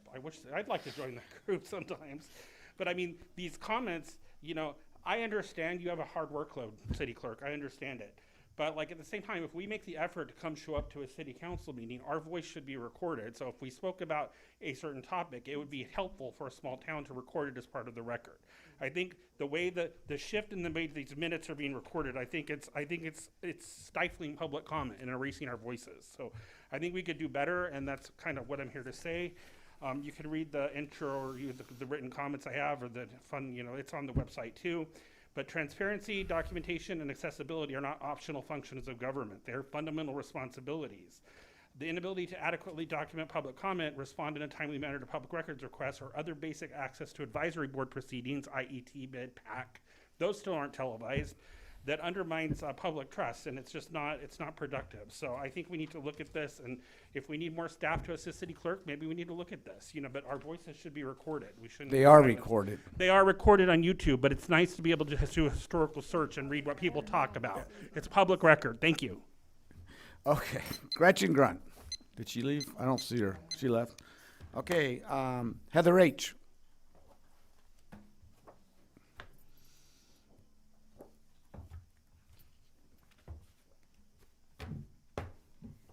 Notes on a city council meeting, March 10th, 2026. There wasn't much on the agenda last session, even though I can think of a few worthy issues. In fact, the only item was a pay raise for council, and after a detailed presentation, some deliberation, and even a failed vote, you reluctantly yet humbly chose to pass an increase. And I'm for it, truthfully, with the prices of gas and food. In fact, I'm thinking of gathering my people and voting one in for ourselves. But you see, the fine people of 29 don't really want to talk about that right now. We've been quite focused on protecting ourselves from the well-documented hazards of solar farms and surveillance weaponry. And to my surprise, the word flock was finally uttered from a microphone on your side of the room last meeting. The only one more surprised than your constituents, the city manager, who took several seconds to gather himself before having to respond, stating that he'd speak with the sheriffs again, though there's no formal contract with ICE. Sir, we're not requesting an education by the sheriffs. We're not saying flock is only bad because of ICE.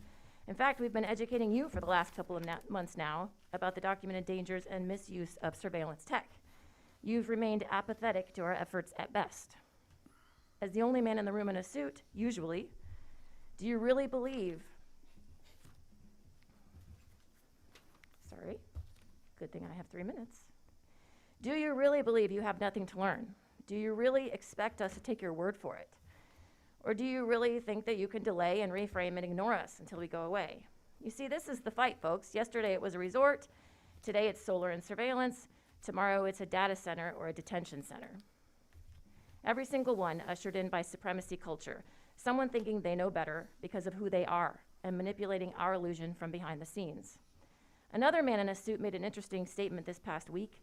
Sam Altman, head of OpenAI, said, "We see a future where intelligence is a utility, like electricity or water, and people buy it from us on a meter." The fight is that we don't all have the same agenda because we don't all have the same rights or resources. The system we live under reinforces this division so that the American dream only works for who it chooses. The real fight is to shed the suits, reclaim our own dreams together, and do it ourselves. All power to the people. Thank you. Okay, that's all the slips I have. So, oh, one more. Oh, that's right. Yeah. Now, she put a slip in, I guess, earlier. So. No, I didn't, but I'll put one in. Okay. I'll make it very quick. You can start the 3 minutes, because they've been a long 3 minutes. Just a quick thank you to city staff and to all of our elected and appointed people, because I think these projects are, these projects are super intense. And it's kind of unfortunate in a way that we've had to spend probably thousands of hours on city staff's time to diligently go through the applicant for, like in this particular night's session for E-Group Solar, but it's a process that we have to do. And so even though it's a bit of a loss leader for the city, I think the staff really did their job, and I appreciate that.